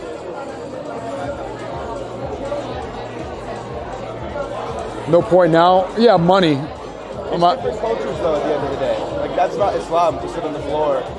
No, but we're talking about Islam the whole time. Yeah, I get that.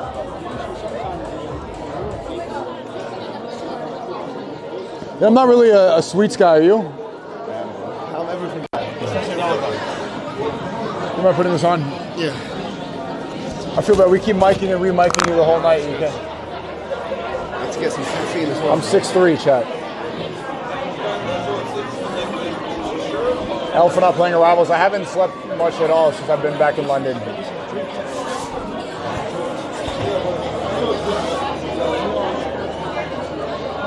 Yeah, so don't accept offers like that, man. No, I didn't. Every fighter has to have like a group of people that want the best for this guy, for his health.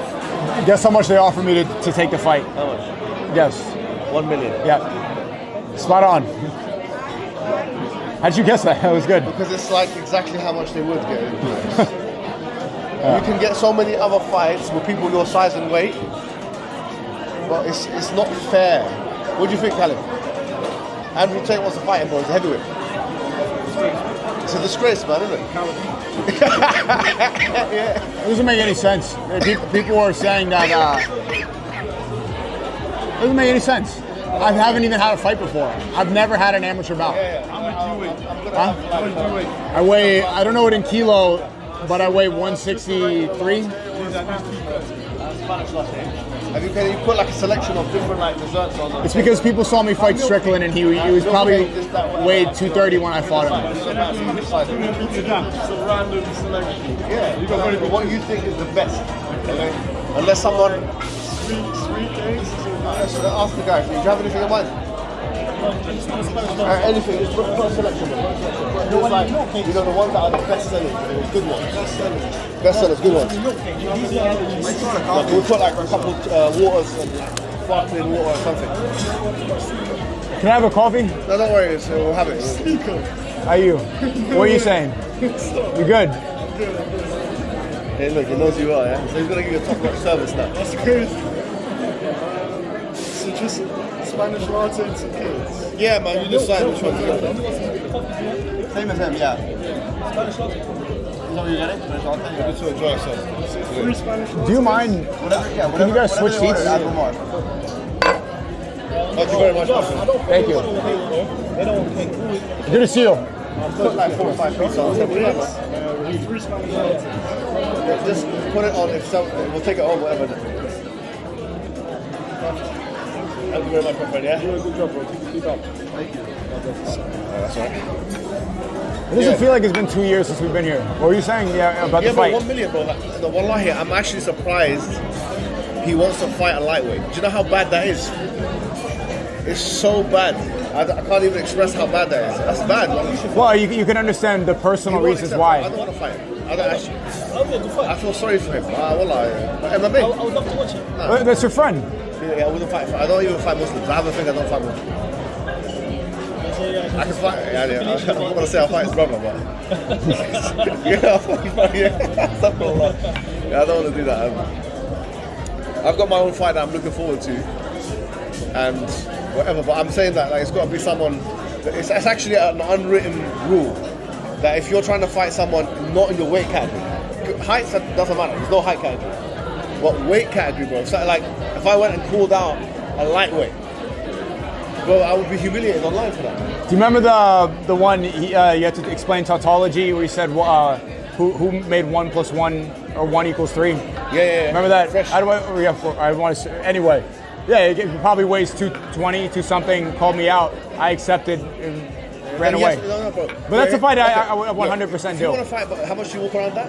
160, 163. Bro, so in that, I don't know in the boxing categories. What is that? What's that? Is that lightweight? Is that lightweight? I think that's welterweight. The boxing? I think so, yeah. No, MMA is lightweight. That's welterweight boxing. People cut to get to the wherever they need to get to, isn't it? Yeah. So what is it? 160? Will we be fighting at lightweight? Well, you can get down to 145, man. You can get down to what do you call it? Mayweather was fighting. No, in boxing. He'll be boxing. So what is he fighting? Lightweight. Do you guys know? They're saying it's welterweight or middleweight. Yeah, but that's him. That's your walking around weight. Yeah, I know. So that's what I'm saying. I probably fight 150, 155. 150, bro. Yeah. So what's that? That's lightweight. Yeah. So, bro, you're a lightweight. If some heavyweight comes, it's a professional thing. If a heavyweight comes to you and he says to you, "I want to fight you," say, "This is an embarrassment that you're bringing this as a proposition. It's an embarrassment to the sport and it's an embarrassment to the fans, bro." Well, for his argument's sake, who decided that 160 pounds is 160 pounds? Who decided 160 is 160? That's the convention. Bro, put it this way. Let me ask you this, yeah? Yeah. And I agree with Chelsea. Remember, Andrew Tate was fighting what? Was fighting light heavyweight, right? When his kickboxing career. Why was he not fighting heavyweight? No, because he was cutting weight to make whatever. That's his weight. So, okay, why do you fight heavyweights then? Because you know the reason why people cut weight is to avoid the bigger guy. There's no other reason. You cut weight to avoid the bigger guy. Understand? Yeah, can you put it on your shirt? The only reason why you're cutting weight is to avoid a heavier and a bigger opponent. So what we try to do is to try and create parity, fairness, equity. It's got to be like pound. That's why there's weight categories. Yeah. So now that you've got a man who's lost a fight, it's dishonorable for him to ask somebody who is literally, I'm sorry to say, not half his weight, but at least 30 kilogram, 40 kilogram less. But how much? Nah, he weighs probably about 100 kilo, right? So how much does he weigh in kilos? 60 kilos.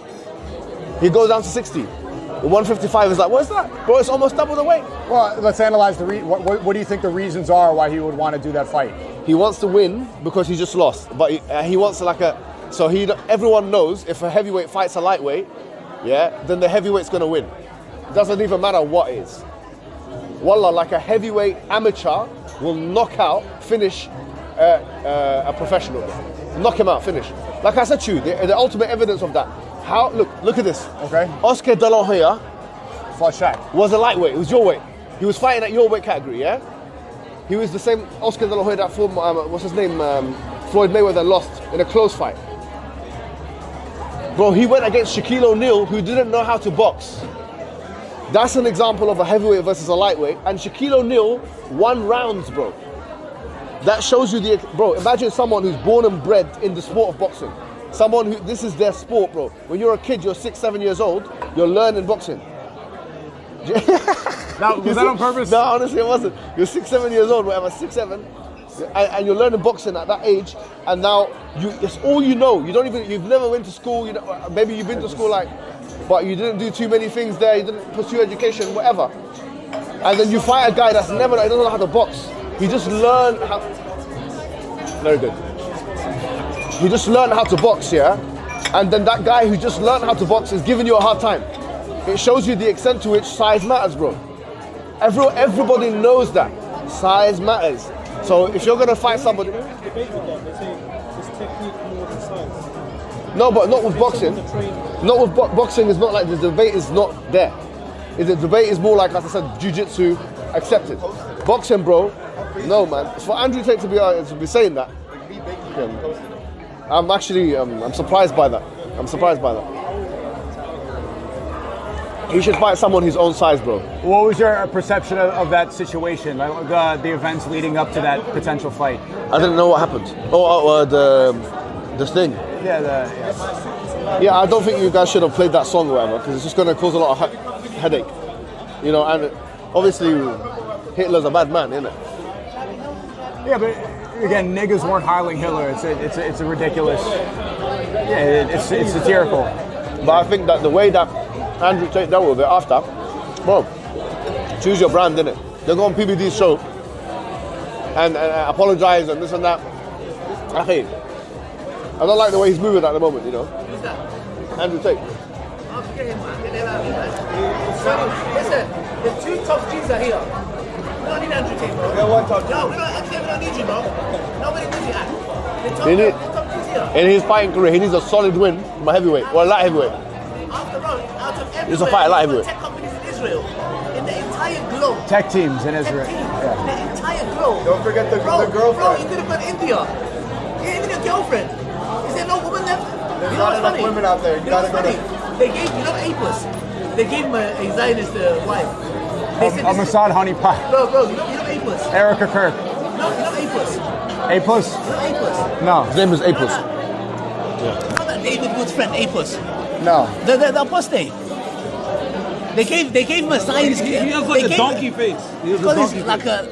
you know, man, that enemy of Islam. Anyway, okay. Anyway, they gave him. He was caught that he was cheating on his wife. He's got a Zionist girlfriend now, and you know that was a mission, bro. They said to him, "Listen, you have to do this for the team." That must be the hardest thing. But can you imagine? You have to be a girlfriend to A+. Actually, that was a mission. That's torture itself. Bro, I wonder how much money she got. Bro, that's a sacrifice. That's a real sacrifice. That's the real sacrifice. Have you seen what it looks like? I wouldn't be loud.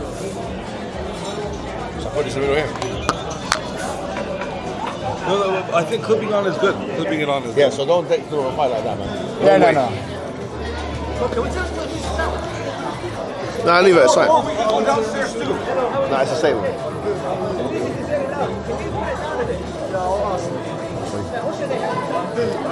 Change the kick title. It's a good match. I'm not really a sweets guy. This is alright, you know. It's not bad, is it? It's alright. You guys like cold coffee? Try that. It's alright. It's alright. Who likes iced coffee? I like iced coffee. Spanish iced latte. Oh yeah? Oh, no, what is it? YouTube. Click the link right here in the pin. Go to Kick. We're gonna start talking about Jews. You want Spanish ice latte? Thank you, my friend. Yes, please. Sonny. Join Kick right now.